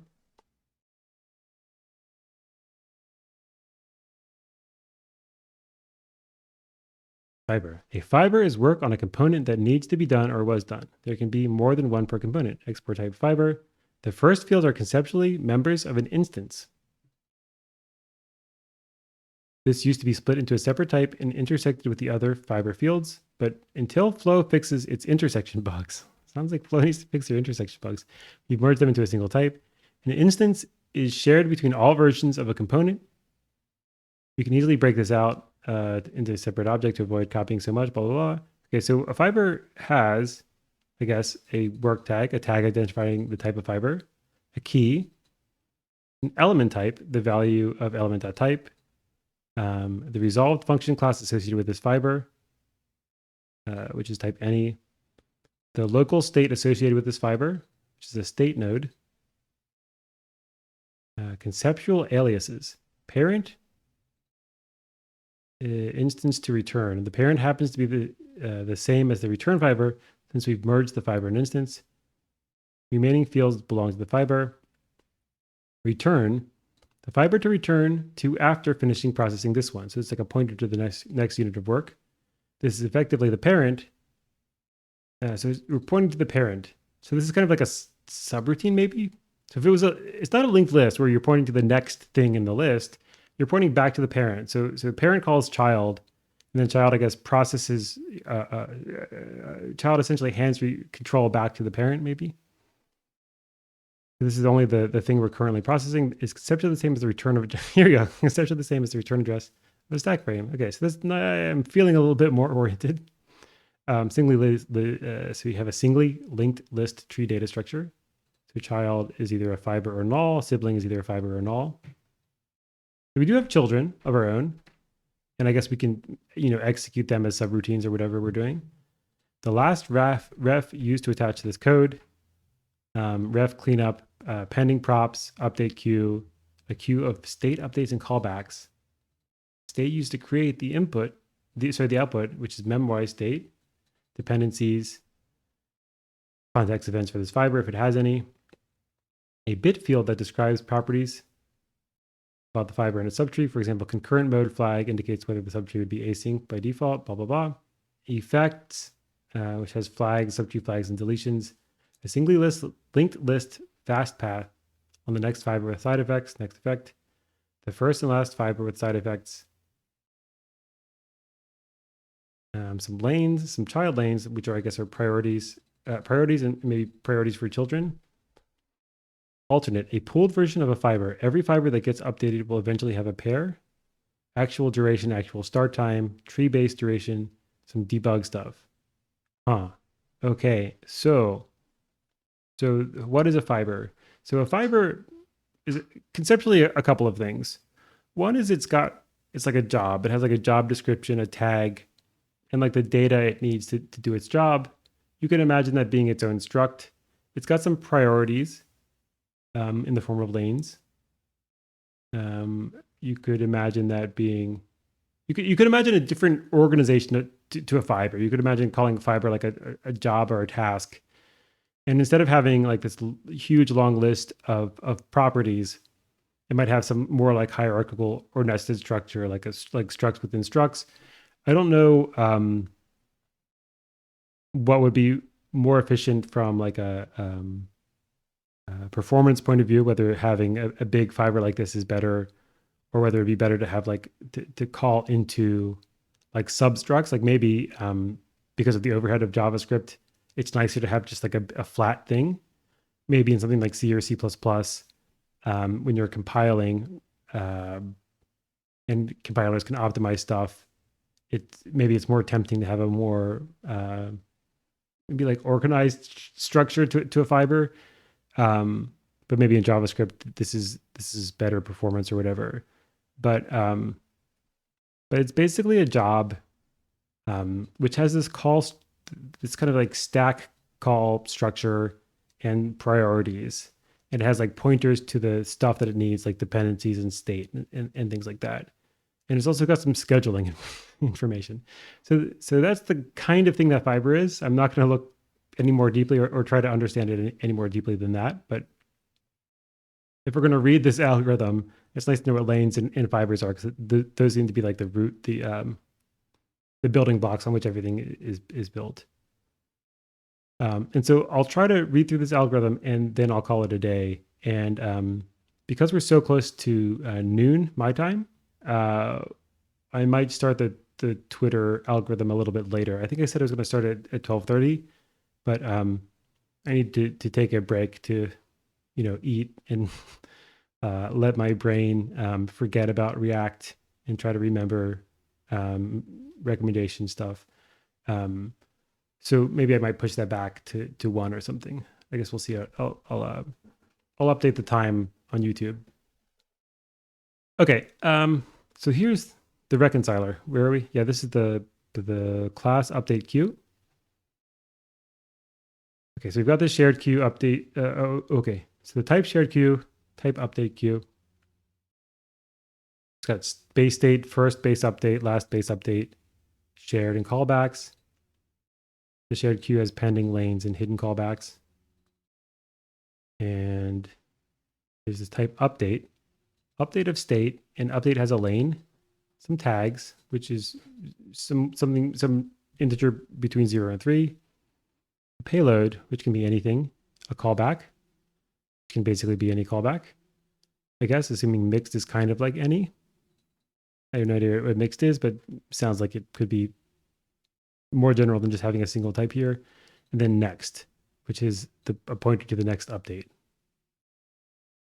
And then these, I guess these are probably the two queues, the shared and the update queue. Although shared is kind of I don't think they use shared in the description of the algorithm, did they? No, I'm not sure whether which queue is which, but we have the two queues. We've got the warn stuff. Initialized update queue is going to initialize the update queue. We can clone the update queue. So I guess the update queue is the thing that they said was the first queue they mentioned. What did they call it here? Okay, update queues. A current queue. Okay, and a working progress. The thing we can clone, I'm going to guess, is the visible state of the screen, which it's calling a current queue.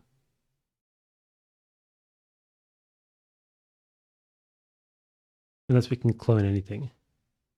Where did clone go? We can clone the update queue. All right, and that's presumably just going to clone the update queue. We can create an update given a lane, and presumably it's going to schedule on that lane. It's going to return an update. And what is it actually going to do? We've got lane, tag is update state. And then null payloads, we're going to return an update. And in queue update, we're going to take a fiber, an update, and a lane. Okay. And we're going to get the update queue from the fiber. So the fiber is keeping track of its own update queue. I think we saw that. And check if it's null. And we're going to get a shared queue of type shared queue of state and set it equal to update queue, I guess, cast to as an any. Is that what this means? And then get its shared queue. We'll check if it's dev and do some stuff. Check if is unsafe class render phase update. Unsafe class render phase update. Maybe that means we're at a certain point in the renderer on the fiber. This is an unsafe render phase update. Add directly to the update queue so we can process it immediately during the current render. Okay, and then we get the pending from the queue. Check if it's empty. If it is empty, we set the update to be next. This is the first update. Create a circular list. Otherwise, we'll send update that we'll set update.next to the pending.next and set pending.next to update. I guess like moving along the linked list.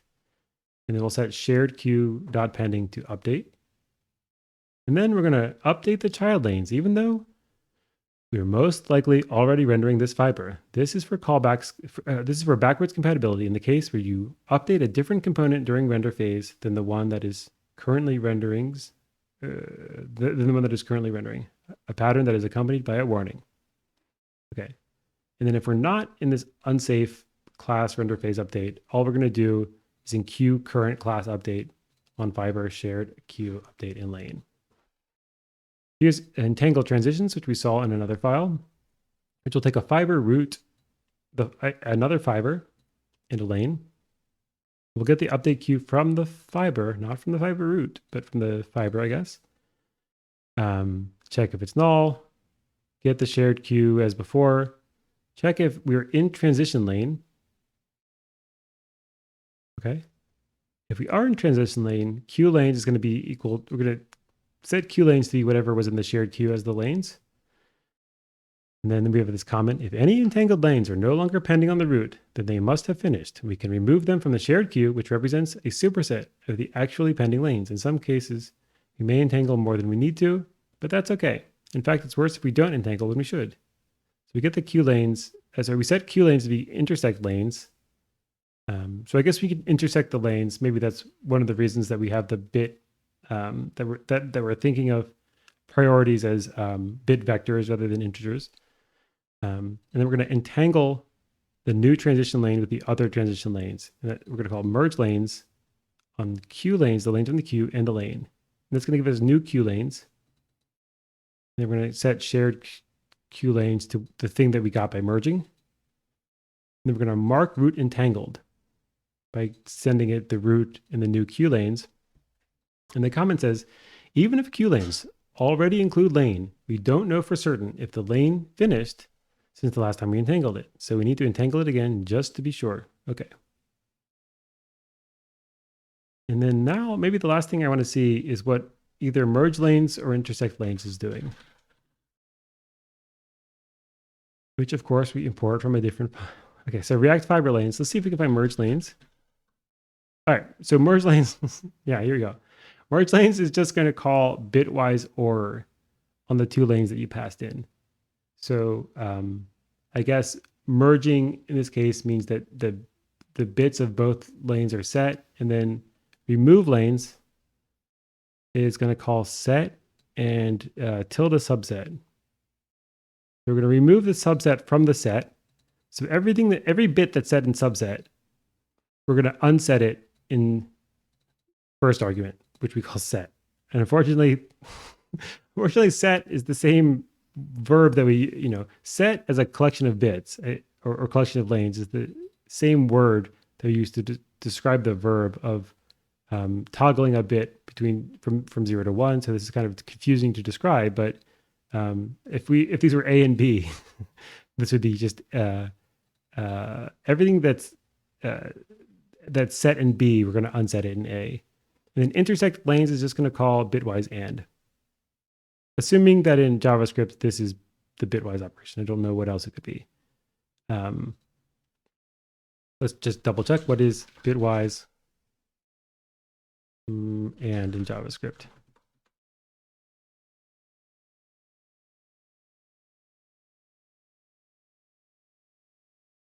Yeah, the end symbol. Okay, thanks.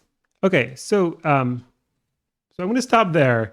There's probably more we could look at for this algorithm, but I think at least we now have a sense of how it works. We've got these two linked lists, which I'm thinking is probably the virtual DOM.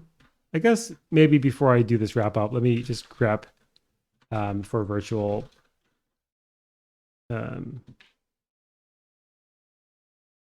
Maybe then also grep for DOM.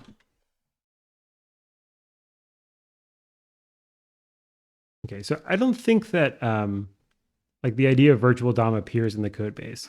So I think that this is what people call the virtual DOM. We've got these two linked lists, and ultimately the stuff is going to get drawn to screen. I think we saw some code that looked like it was starting to draw things to the screen. And then we're essentially doing a double buffering thing, and that's an optimization. And we saw way earlier in the stream a tweet from Dan let me make sure I get his last name. I think it's Abrams or Abramoff or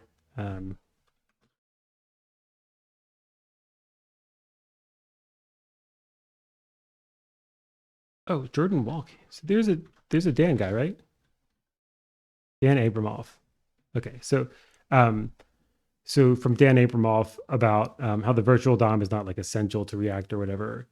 Um, but this is one of the things that people think about when they think of React, and it's got this interesting priority stuff where um, priorities are represented by you can kind of think of them as bit vectors that we perform bitwise operations on to change the scheduling behavior, to change the scheduling priority behavior.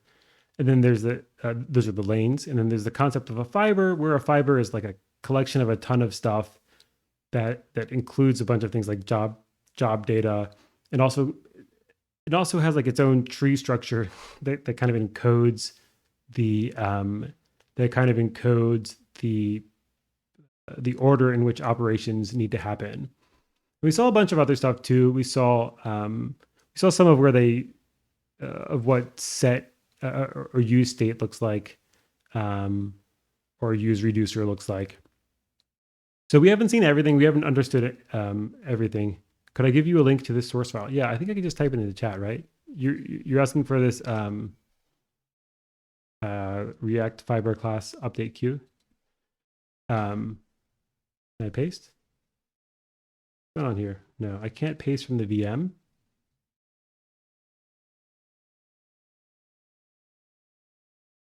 Really? Yes, I will give you a link. Give me a second to grab it off screen here. Oh, wait.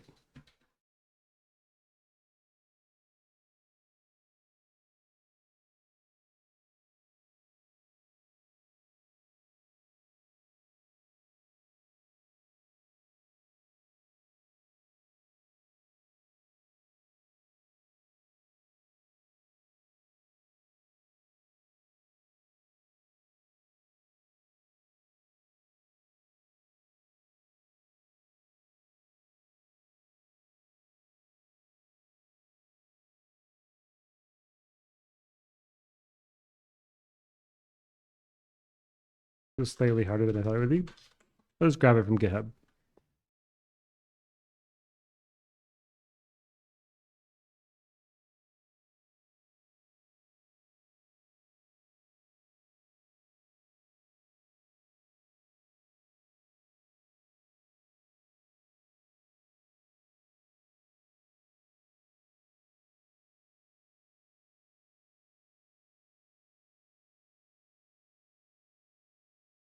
And I'll include this in the